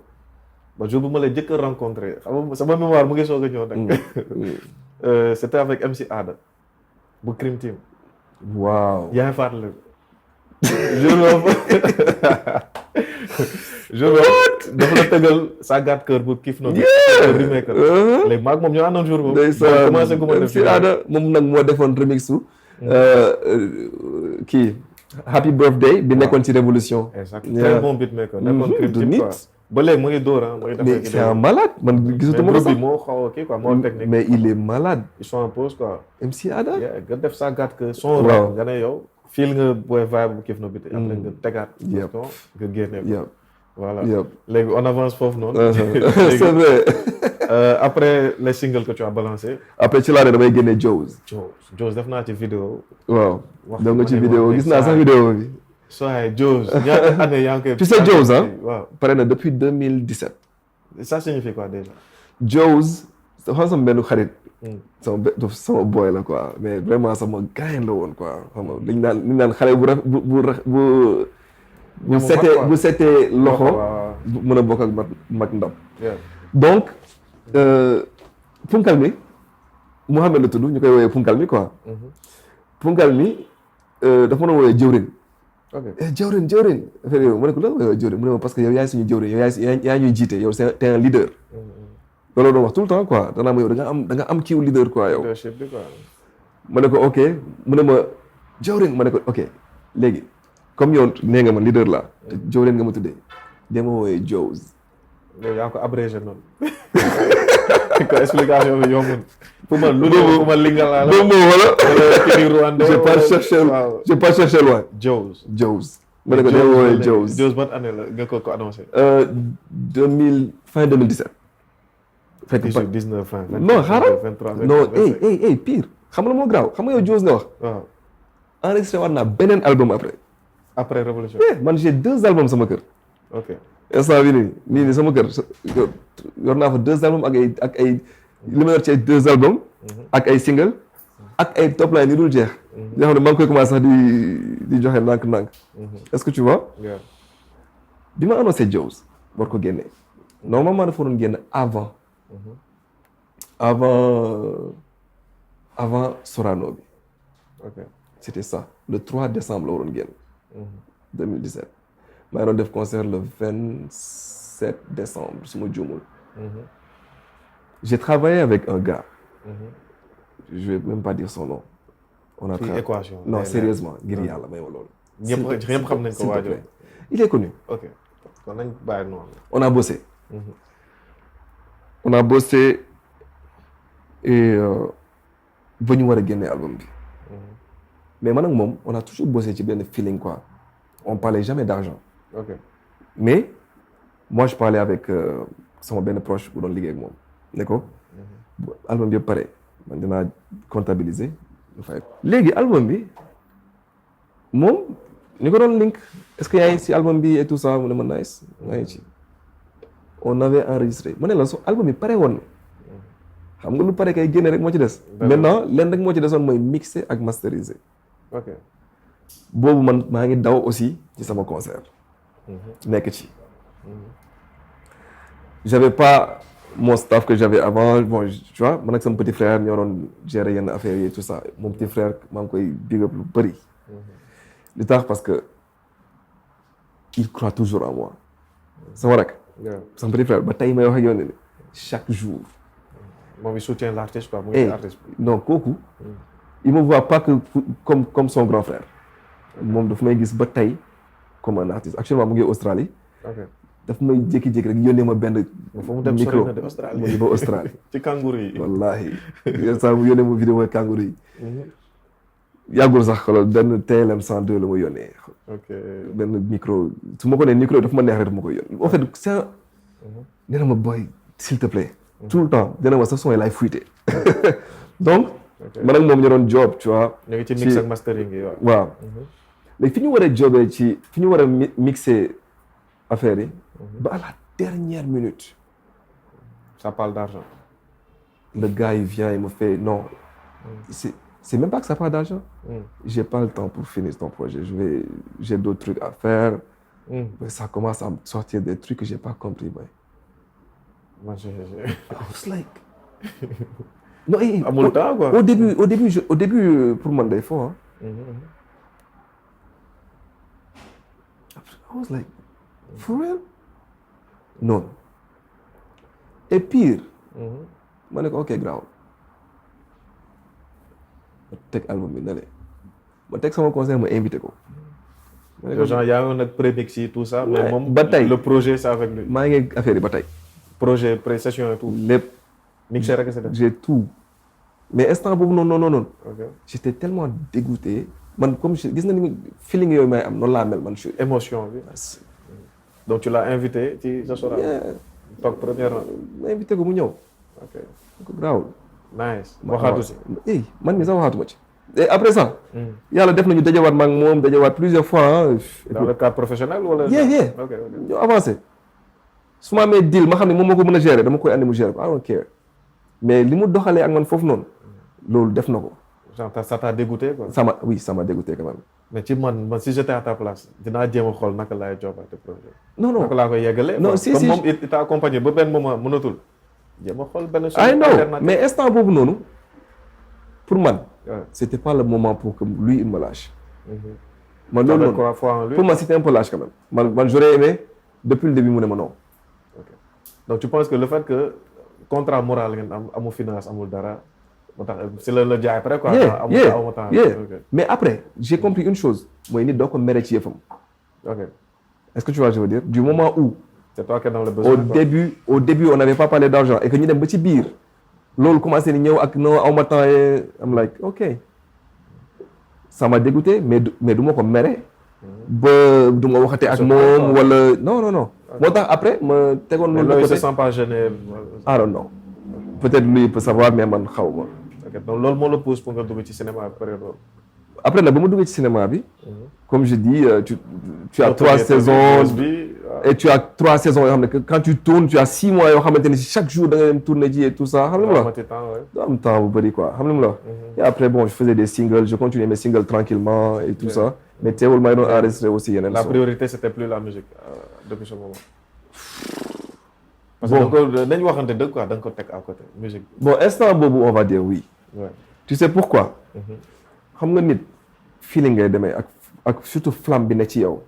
ni muy manifesté woo quoi. ok pourtant la priorité n'était même pas le cinéma n'était même pas l'acting hein. c'était quoi. c'était plus essayer de me recréer.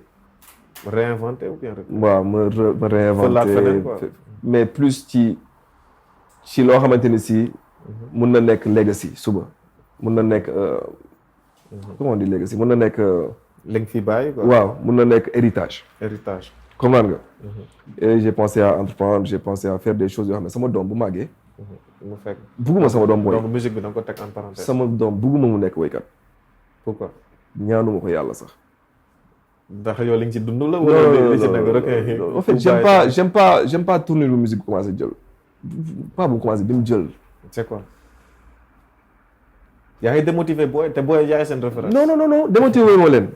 parce que man su ma nekk ak ñoom damay waxtaan ak ñoom. ok et dama leen di xamal ni mun ngeen woy mais tu sais musique léegi dafa pervers bu mu ëpp. pervers quoi ci message yi. ci lépp ci daw les messages tout ça. du message bi kese ci lépp. ci clip yi tout ça ci lépp visuel. ci lépp musique léegi dafa jël beneen niveau quoi. dafa am benn gain bu wax benn wax. mu ne les rappeurs d'avant. ils vendaient de la drogue. xam naa fi nga jëm. mu ne les rappeurs d'aujourd'hui. ils consomment. loolu dafa kii dafa changé. est-ce que tu vois je veux dire. des fois je vois des gens qui ne comprennent rien ci milieu rap. man bu ñu sax musique rap. est-ce que xamante ne si xamul dara ci rap. mais tu vas le voir en train de faire des trucs yoo xam ne da nga naan mais qu'est-ce qu'il fait en fait. est-ce que tu vois. man damay woy mais li man rap laa gën a bëgg sax ko woy. parce que moom laay gën a suivre moom laay gën a déglu moom laay tu vois je veux dire. musique culture la dafa am fu mu nekk. et il faut pas que ñu génnee ko foofu. surtout rap dafa ay code la. ci solin bi ci waxin bi ci lépp. hip hop quoi en général. dafa am nu mu mel. il faut que ñu ko bàyyi ko fi mu nekk. tu penses bien que booy nekkatuñu ci monde boobu. genre dañ ci dugg par opportunisme wala amul c'est pas la vocation quoi pour certains. rap dafa je vais te dire un truc. oui rap dafa viril. dafa góor la. mais dafa feeg léegi nañ tëj parenthèse. nañ wéy nañ ñëw ci ñun ñu wéy. garaawul. yow tu penses que gars ñu ngi traverser. nañ nekk wéy quoi nañ nekk ay wéykat. te bàyyi Kendrick Lamar gis nga fi mu nekk. waaw surtout. man gëjoon naa déglu rap US. gëjoon naa ko déglu de. mais Kendrick. moom ma andiwaat normal. non moom ma andiwaat. attends je sais pas tu écoutes moins de la musique quoi. man rap laay gën a déglu. rap ngay gën a cons mais pas Galsen. si. vite fait yan booy ngay déglu. instant bi par exemple j'aime bien Uzi Buzz. Ousse waaw jaaroon na fi. je l'aime bien. je l'aime bien am na benn boy bu commencé woon génn parcelle Yakin. Moom tamit. woo naa ko keroog mais ñu ngi koy jaale nag père moo des. yàlla na ko yàlla yóbbu. amiin je savais pas mais kooku c'est un malade. au parcelle il y a beaucoup d'artistes tu vois. Pagaye boy Akatsuki sax xam nga instant ñu ngi ci kaw. Badou the Wise. Maam waaw gars yi. en fait ay dof ñoo fa nekk. waaw mais est-ce que ba léegi man constat bi dañ ko def quoi. amul ku tenir flambeau ba léegi. parce que yéen doo leen old school moom yéen ay. mais xam nga waaw yéen ay pont bi quoi. tu sais pourquoi. moi je trouve que rappeurs yi dañoo war a constant. dañoo war a bro moi je te dis un truc moi j'enregistrais minimum 2 ba 3 sons par jour. ok. li may nekk sama début di jëm ci sama projet. mais c'est que tu étais à plein temps ci période boobu. yaa ngi ci musique. mais li ma bëgg a wax mooy. artistes yu bees yi dañoo lazy. dañoo tayal. prendre plus de temps. dañoo tayal. xam nga mu la wax et en plus je vois des rappeurs qui ne parlent pas de leur vie en fait. amuñu vécu. bro c'est vrai. pour certains amuñu vécu. te musique loolu la storytelling la. quand tu rappes da ngay gëstu da ngay wax da ngay. tu vois je veux dire. te man je peux te rejoindre ci li nga wax nii parce que les anciens dañu amoon niveau d'étude. da ngay dégg universitaire ay philosophie. that's what I'm talking about. mais booy troisième ñu bàyyi. dañuy lire CM2 dañuy bàyyi. loolu noonu mënoo ñu wax lu ñu jom. non man y a beaucoup de boy dama leen déglu mais c'est vide.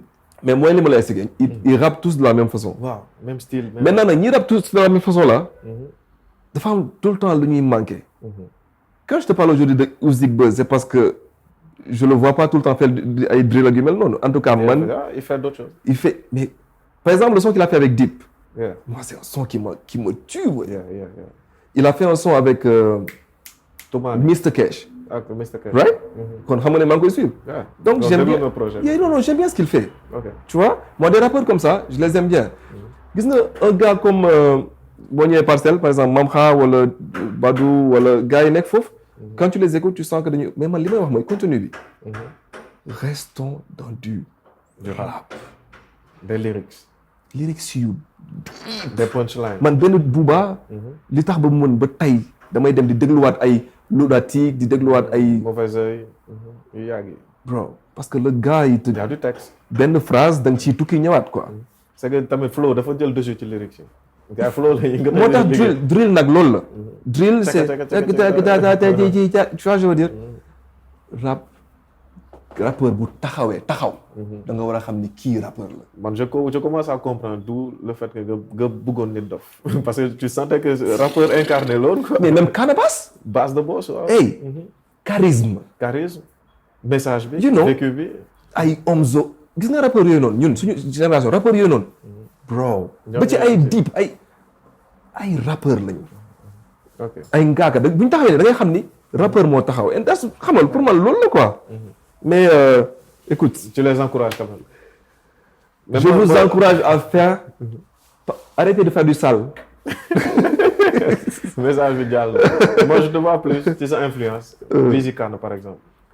faire du bon son R&B xam nga. mélo.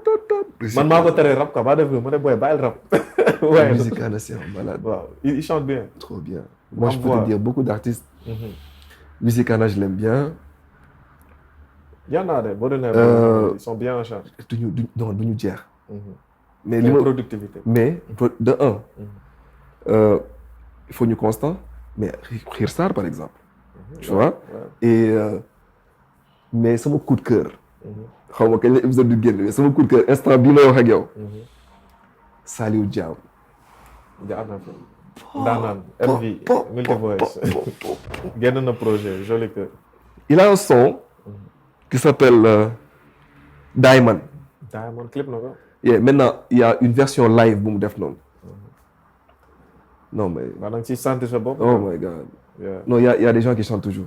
il y a des gens qui chantent toujours. Il y a du talent. man tamit sama coup de cœur ci sa carrière. son bi nga def ak Advisor. xanaa. son boobu damay jéggi saa rek di ko déglu. déjà le clip est malade. c'est un bon son. 8 flags. son waaw. 8 flags la. son bi dafa flex quoi. man dégguma lu waay di laax. yow tamit yaa ngi làkk ay yeneen làkk ci biir pulaar pulaar mais son bi nu mu demee noonu connexion bi. advisor bon Sénégal Mauritanie mais plus Halpulaar. On s'est rencontrés naturellement on avait même fait d'autres sons hein. moom dégg na olof. Oui. man de mosuma day làkk olof non moom tout le temps muy fi. il communique pas en wolof en tout cas. non waaw mais parce que mais moo kaay ma wax la il est très pulaar. mais gis nga ndongo di ni mu làkk olof comme ni ñu naan ndongo di dafa mun olof. noonu la déggee pulaar moom niveau pulaar boobu la yor. subi quoi bu baax. moom niveau pulaar boobu la yor. ok on a même fait une série ensemble en pulaar. on a fait waaw on a fait man ak moom ak Marodi on a fait une série en pulaar carrément. Et voilà mais c'est une connexion bu très fluide un gars très cool. son bu nice. très puissant. j'ai très bien aimé. ok léegi jóge nañ ci acteur bi ak xam nga yan expérience xam nga fii pêle-mêle la quoi. amul principe amul waaw mbedd la.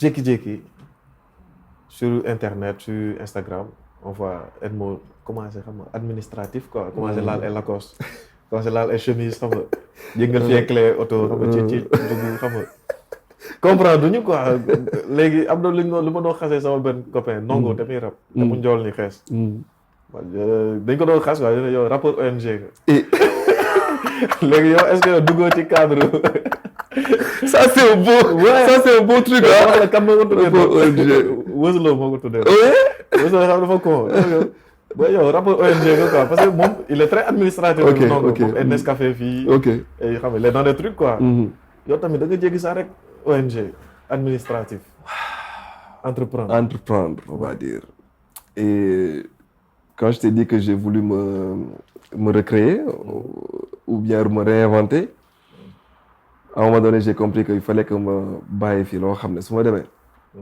samay doom dinañ ko mën a continuer ma dem defar sama këyit defar sama entreprise bon voilà comme j'aime trop tout ce qui est audiovisuel et tout ça je me suis dit li mooy nekk sama premier business bu may defar ma dem defar ko agence com yëpp ok employé sama gars yi ngi fi non yow dañuy ñëw donc ma commencé bon comme ba léegi ci même écosystème bi la donc c'était pas trop compliqué ci man quoi tu vois commencé mais quand tu commences et que ngay rencontrer ay entrepreneurs rencontrer ay investisseurs di rencontrer ñu nekk ci yeneen écosystème di waxtaanee tout le temps entrepreneuriat yu mel noonu day gën a yaatu sa vision day gën a yaatu quoi di gën a dem donc du coup avec le temps ñu avancé j'ai appris tout ce qui est STEM sciences technologie affaire yu mel noonu après bon avec ma femme ñu ubbi ça c'était avant quoi ñu ubbi benn structure boo xamante ne si dañuy def ay activités pour les enfants. ok et ça c'était avant bu ñuy soog a xamante ma ak moom et tout ça bon dara xewul quoi donc ñuy avancer ci loolu noonu nekk aussi koo xamante ne si il est trop investi dans tout ce qui est entrepreneuriat et tout ça là. ok donc ñu dem nekk ci affaire yooyu noonu jug ak daanu entrepreneuriat nag mooy loo xam ne tey sa compte day am 1 million suba mu am 10 000 ginnaaw suba mu am 100 millions xam nga. c'est pas fixe quoi. non loolu mooy en fait entrepreneuriat boo passionné wul ci li nga def ngay bàyyi. parce que mooy li gën a métier en fait entreprendre dafa métier. donc voilà ma nekk ci affaire yi noonu donc passion je veux dire que passion ut xaalis xam nga. di la dugg parce que xam nga ni ci li nga nekk nii lii mooy dëgg quoi quand je dis mooy dëgg mooy yaa ngi build yaa ngi créer yaa ngi construire loo xam ne say sët mun nañ ci dund tu vois mooy loo xamante ne defatoo pour yow quoi mais tu non man je me projette et je pense que ñun loolu lañu war di def. mais dafa mel ni le mariage t'a changé su may dégg nga parce que yaa ngi wax sa boy bi depuis xam nga. famille bi. madame tout ça. dafa mel ni dafa réorganiser waat sa vie quoi genre tu fais plus les choses pour def nii rek. non mais xam nga nit bu duggee sa dund. nekkatul yow kese. doom bu juddoo pire day gën a kii quoi genre lépp looy def sa ngay xalaat sa jabar xalaat sa doom parce que ku jógee ci kër nga dugal ko si biir kër. xam nga mooy loolu quoi. foog nga yor ko ni nga ko war a yoree tu vois sama doom. man sama doom mooy sama doole on va dire. tu vois pour l'instant xam nga benn bant bi ma yàlla mooy sama lépp. xam nga yàlla dafa def je suis passé par des moments très compliqués. je veux que tu partages ton expérience. dama bëgg genre ñu dagg say vidéo di ko dugal TikTok def musique. non come on man. non sérieusement je suis passé par des moments un peu compliqués quand même. ok parce que je me suis marié 2 fois. 2 fois. waaw man njëkk naa marié wu. ak ki ma jural sama doom. voilà donc muy nit ku baax. sincèrement muy nit koo xamante ne si vraiment dama ko gërëm dama koy sant di ko gërëm ba tey dama koy sant di ko gërëm. macha allah waaw parce que mu ngi def li ko war. ci sama diggante ak moom ak sama diggante ak sama doom. ok te elle l'a toujours fait donc vraiment di ko sant di ko gërëm. et aussi di sant di gërëm sama soxna tamit. tu vois ak Rama suñu doom donc mu nekk loo xam ne ay expérience yooyu dund la. xam nga genre tu parles de l'expérience du divorce ou quoi. waaw bon sama divorce quand même ça a été c'était pas facile tu vois mais xam nga comme je dis rek je dis pas que sama soxna sama premier jabar ku baax la woon parce que écran ñoo taxaw. mais tu crois quoi da nga gëm li nga lu am la. macha allah su ma ko waxul sax man. su ma waxoon le contraire. bis bu ngeen ko posté. dinañ commenter xamal leen ni li ma wax du dëgg. parce que am na ñu fekkee. ok est-ce que tu vois je veux dire. donc dama koy sant di ko gërëm bu baax. mais parlant de l'expérience du divorce. waaw non genre. j'ai juste appris une chose. ok vas-y. li ma jàng mooy. gis nga life. yàlla. li ma daan dégg avant ñu naan yàlla bind na li muy bind non man bi ma amee soxna laa ko xam. ok ci laa xam ni gis nga suñu borom. li ñuy def nii mënul woon nekk lu dul tey. chaque chose à son heure. non dafa leer. dafa leer c'est ce que j'ai compris en fait. tu vois parce que lii wane ni nit kese nga. et que da ngay juum. et que parfois nga juum ci ay affaires yoo xamante ni si yow sax da ngay toog nga ne mais man waruma juum ci lu mel nii c'est des ay erreurs yu élémentaires la ci fi ma toll tey. mais li la koy juumloo circonstance la bu yàlla teg sa kaw sa kanam. te mënoo ci dara. il fallait moi. par force. comme ça wasmane nu mu popee noonu. te force noonu la demee. est-ce que comprendre moo tax même quand j'ai un souci avec une personne wala ma détaché wu ak nit wala genre affaire yu mel noonu. je me dis que kii tey la ñu waroon. tey la ñu waroon dafa am date de péremption quoi genre ci la commencé. nit mënu ci dara. ok ak lu nit jéem laa la wax. mënu ci dara. même Jose heure bu jotee day génn. par force. ok man de maa ngi koy xaar. léegi ñu ngi ci entrepreneuriat ba léegi. laa tëj donc. voilà. entreprendre nekk une passion boo xam ne dafa ànd ak un truc bien calculé un truc bien like lu leer la quoi. je me suis dit que you know what li des sama dund. je travaille pour ñi di ñëw. je travaille pour mes fils pour mes enfants pour ñu liggéey pour seen ay doom. Inch'Allah. tu vois. et maa ngi ciy jàng lu bari. et maa ngi waxtaan aussi ak ay artistes. ak ay artistes yu bari.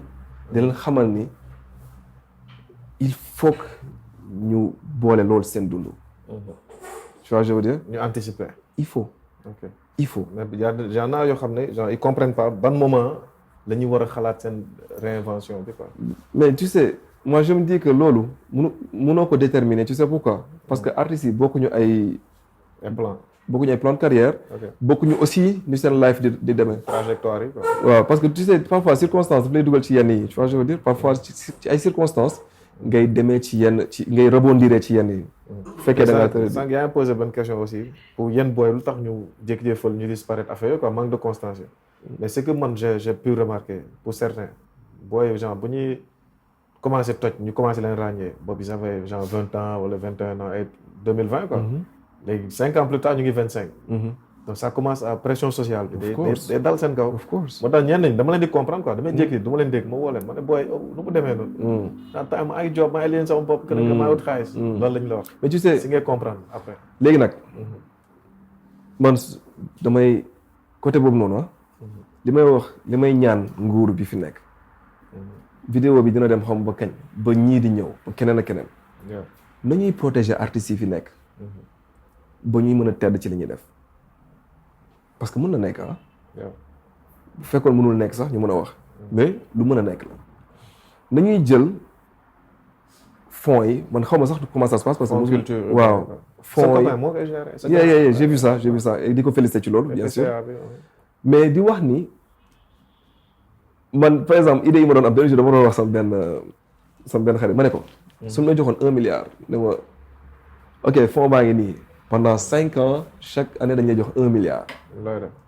du ma jël 1 milliard naan gars yi ñu andi leen seen ay projet bu fekkee en tout cas pour musique la ñu jël musique ñu ne ok ñi nekk ci culture urbaine musique en tout cas loolu kii écosystème boobu. ñu ne 1 milliard a ngi nii. premier milliard bi première année bi j'installe un truc boo xamante ne si les gens ils vont venir s'asseoir on va appeler des gens. réunion. non. investisseurs outside. ok wala Nigéria du modèle de réussite la. waaw andil ay nit foofu ñëw fii. jàng ci ñoom quoi. andil ay nit ñu ñëw defal ay workshop dugalal ay sénégalais dugalal xam-xam ci suñu biir bopp yi ñun. nga boole ko ak ñeneen ñu link. mais ñu est-ce que minimiser wuñu côté culturel côté musique. mais loolu laa lay expliqué. parce que sport tam ñu ngi siy def ay jéego quoi am na infrastructure am na tout ça mais musique carrément on a pas un truc quoi. parce que man système. écoute man dama dem Nigéria. bi ma ñëwee Nigéria ba ma ñibbisee. non je pense que ci laa gëj a sérieusement dem studio carrément quoi. lan moo la marqué foofu. man bi ma demee Nigéria yàlla dafa jàngal. dama am chance su dem ba kër Davido. ba studio ba ci biir këram. man dëkk ak may gisante ak ay par exemple beatmaker Davido dañoo gisante man ak Babou sama benn xarit bu nekk US moom tam day woy. Babou Pires c'est un Sénégalais bu nekk foofu New York. ñoo àndoon moom moo doon def son ak Davido. ok loolu moo ñu yóbbu woon foofu. mais gis nga bu ma demee foofu. 2 premiers jours yi benn ngaaka laa woon ci biir town bi. comprendre. mais bro ñoom dañoo speed ba mu ëpp. ñooñu dañoo speed ba mu ëpp. j'avais rien compris. et après da ngay gis ni seen dëkk seen government daf leen protéger ñoom en fait ñoom dañ leen a. ils sont assurés quoi. hey bro. dañoo dem benn supermarché kii ma àndaloon ne leen. this guy is from Sénégal he's an artist mu ne leen kii artiste la from Sénégal. bon foofu dafa fees dell. yaa ñëw di photo artiste. tellement que artiste du lu ndaw seen biir dëkk. mënul ndaw. mais fii genre dañ ko banaliser. mais yow mais Burna Boy. finale Ligue des Champions. 1 milliard. 300 millions lañ ko fay pour lan pour 8 minutes de scène. 1 milliard CFA. yeah. vraiment tamit def na cérémonie Ballon d'Or. mais loolu ay 100 et quelques millions lañ ko fay je sais même plus. tu vois je veux dire. artistes yi ñuy fay lu mel noonu. il faut c'est normal que waa dëkk bi am fu ñu leen teg. mais mënoo woo Burna Boy biir Sénégal. nga fay Burna Boy 100 millions. nga fay artiste bi joué 1 million. ça c'est un problème. artiste sénégalais bi joué ci concert boobu nga fay ko 1 million. te loolu gouvernement bi moo ko war a bañ. man j'ai vu gis naa li ma la wax ni nit waxuma ko. dama ko lire. gouvernement Nigéria ñu ne. par exemple Puma wala Adidas ñëw biir Nigéria bëgg a tourner benn publicité biir Nigéria ay producteurs nigériens ñoo koy tourner. ay acteurs Nigéria ñoo koy jouer. loolu mooy suqali seen affaire bi sax. buñ ko deful luñ ko def. exactement. tu vois je veux dire. nañ protéger écosystème bi. et quand je dis écosystème. je parle de styliste bi. je parle de. réalisateur. tout le monde beatmaker, tout le studio, monde tout. parce que ñoom ñëpp. ñooy def écosystème bi. ok mais bu ñu leen protéger wul ben c'est un problème. mais bi ma demee foofu loolu laa fa gis. et tu reviens tu te dis écoute man si je dois vraiment évoluer ci lii ba pare sama vision nekk ci ay milliards. bro bàyyi ma c'est un dem déphasage quoi que ce qui se fait. bàyyi ma dem ubbi sama entreprise liggéey C'est man. xaalis quoi. Ok les boo doon définir entrepreneuriat ci benn mot rek waxuma phrase de benn mot c'est quoi l'entrepreneuriat? En un mot. oui ci wolof quoi gars yi xam. su ma ko doon définir. waaw wala su ma doon entrepreneuriat waaw. pour gars yi daal da nga koy dégg mais xamuñu lan. entrepreneuriat mun nañ ne gis nga comme gars yi li ñu war a xoslu. Xoslu, waaw. waaw xoslu boobu nga doon dégg noonu. loolu la rek mais à un niveau beaucoup plus formel. plus formel quoi. waaw parce que comme li may wax la rek da ngay jug di daanu man mais maanaam liggéeyal sa bopp. da ngay liggéeyal sa bopp. Voilà. waaw liggéeyal entrepreneuriat mooy amoo salaire. yow tu travailles pour toi. Risqué. sa bopp ngay liggéeyal. Ok. ngay jël ay risques tey nga am 100 francs suba nga am 100 millions ginnaaw suba nga am 1 franc. loolu mooy entrepreneuriat.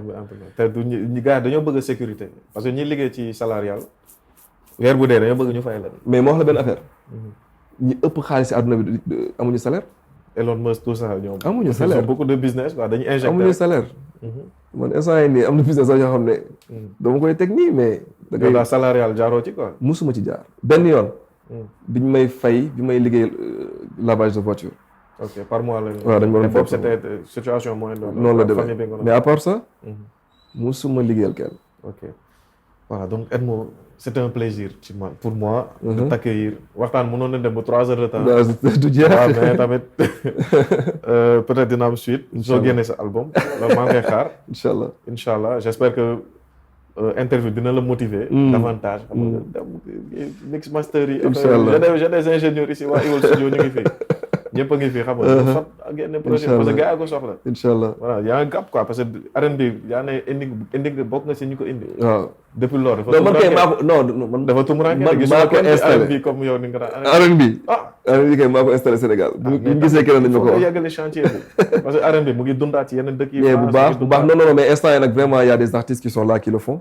Yeah. Man, je suis en train de produire un artiste avec en collaboration. Oui. Nice. Je produis un artiste en collaboration avec Tala BTB. BTB, Visa Business. Waaw, Visa Business. Man, ñu ngi collaborer, ñu ngi produire un artiste qui s'appelle Lucas for real. mu ngi ñëw maa ngi am na yeneen boy sax yoo xam ne beneen boy aussi bu ma nekk di waxtaanal. Donc voilà ñu ngi maa ngi ci loolu aussi quoi. maa ngi ci production. mais teewul. incha allah danañ ko xalaat mais man dama lay féliciter sincèrement pourquoi. Merci. Pourquoi parce que dama la daan gis depuis le début tu faisais des. micro-trottoirs. waaw ak des chroniques. ah chroniques aussi. waaw des chroniques où tu tapais très dur. waaw. mais dans le respect. waaw non bien sûr. mais li may saluer sa évolution là en fait. Okay. Oui, j'ai vu un truc qui a bien évolué. Merci, ça. Tu vois, sincèrement, je te dis la vérité. Et voilà, même quand j'ai regardé ton interview avec Elzo, je lui ai dit ça, dans mon téléphone. J'ai trop kiffé ça. J'ai aimé. Et aujourd'hui, je suis très, très fier de New Talk, de l'émission avec elle. Merci, c'est vraiment c'est partagé. Non, sérieusement, parce que de me guise depuis que tu as commencé aussi, j'ai vu ce que tu faisais. Et je vois ce que tu fais aujourd'hui. Okay. Je vois cette évolution et je salue ça, quoi. Sincèrement. Merci beaucoup. En tout cas, ça fait plaisir. Sincèrement. Te liggéey bi du man kese quoi parce que am na ñu may sonal am na ñu nekk ci ginnaaw. Chaque jour il faut moo wax leen. Bien sûr. ku ci mel ni CW Films. genre mooy réaliser tout ça. moo def clip pour Elzo Jamdong bi mooy doucement bi. Really? Moom moo ko def. Really? Clonage gars yi font c'est un très bon réalisateur. Ok après vous allez échanger comme yaa ngi ci audiovisuel. Yeah. Bien sûr. Inchallah.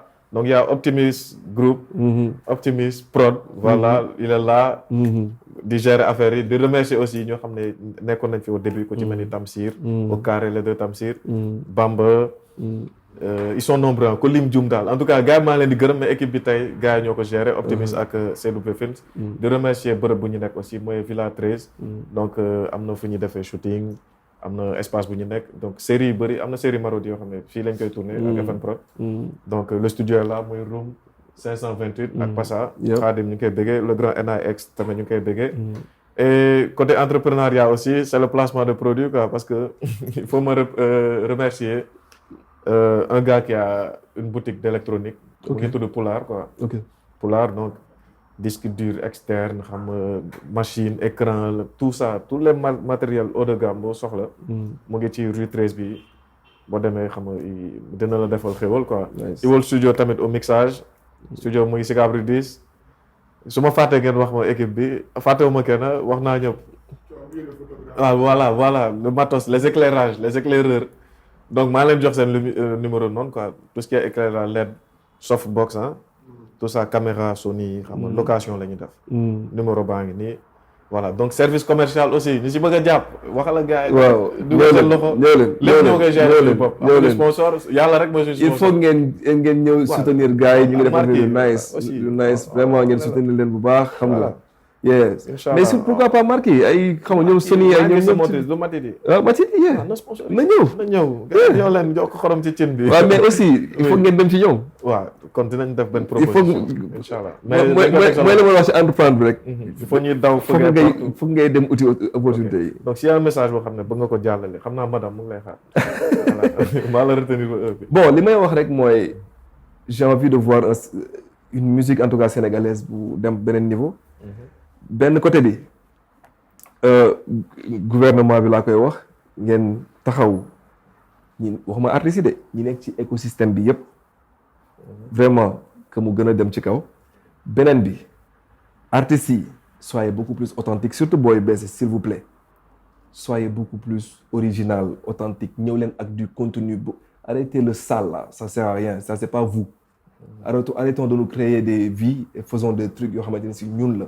Ça c'est de 2 et de 3 DJ yi s'il vous plaît teg leen son wu artistes yi ci seen club yi parce que loolu rek mooy tax musique bi egg beneen niveau bu ngeen demee Gambie di ngeen xam li ma leen di wax. en tout cas mu ngi noonu et di wax que ni kontaan naa ci teew fii. kontaan naa ci sa émission. et di la wax ni vraiment merci beaucoup gëjoon naa def lii nag trop. gëjoon nga ko def waaw donc mais maa ngi béggee aussi. number one family. mais ñi nga xamante ne si ñooy sama fan club bi nga xam ne. fan base ba nii. ok ba nii. depuis jamono ba nii. bàyyiwuñu. ok te ñu ngi lay. ba nii ñu ngi lay teg shop. ñu ngi may teg shop. ba nii laa la gën leen teg shop. bàyyiwuñu maa ngi leen di bégg di ñaanal sama xarit. Pape Souley Sagna dafa décédé moom mu nekkoon na sama président fan club. Richard Ndeki nekkoon na vraiment sama xarit bu baax moom tam dafa décédé de one way. donc di jaale en tout cas ñëpp ñi nga xam ne dem nañ di ñaan yàlla jàmm am biir Sénégal te yàgg fi. di wax ni ñun ñëpp benn lañ animosité dafi jeex ñëpp ñu nekk benn et que nañ am ñu ñëpp benn goal mooy ñu yëkkati affaire bi mu dem beneen niveau comme ça xaalis bi gën a bëri ñëpp mën cee lekk. les dernières questions mooy Akon mos ngeen gisee. mës nañ gisee et Thione Niang moo taxoon ñu gisee. ngeen face to face. ñu reer. kontaanoon nga jour boobu. trop. mais ça c'est des années après. Thione Niang ça fait quoi 2 ans je pense. Thione Niang l'entrepreneur la. Thione Niang sama dañuy waxtaan lu bëri quoi. je peux pas dire que sama xarit la mais je vais dire que sama grand. waaw on se connaît et on discute de temps en temps. un jour il m'a appelé boy foo nekk. boobu maa ngi woon Pullman boy ñëwal jox ma localisation. ok je viens je vois Akon et tout ça ñu toog discuter waxtaan lu yàgg ah. lan ngeen wax. premier wax tag lan nga wax. non dama ñëw li ma gën a neex mooy déjà. olof bi quoi you know. daa imposé olof bi quoi. léegi ñi ñu àndaloon. dafa am ko xam ne dibi lañ doon lekk quoi mu ñëw di jël fourchette bi. non fourchette la teg. da ko yow lay def nii yow. tegal lii nga jël sa loxo waay you know like he was very. C'était un gars très waaw xoromu mais très cool quoi on a parlé de musique on a parlé de la vie. je l'ai expliqué un peu samay anecdotes yi ma dundoon dans le passé tout ça muy reetaan rek. mais on a beaucoup échangé et tout et c'était vraiment échange bu dope quoi mais après j'avais compris que instant bi il était beaucoup plus dans aussi des business que dans la musique et tout ça. J'avais compris ça. Voilà. Donc merci beaucoup. Merci à toi. À la prochaine. Inch'Allah. Ciao. Peace out. Yep.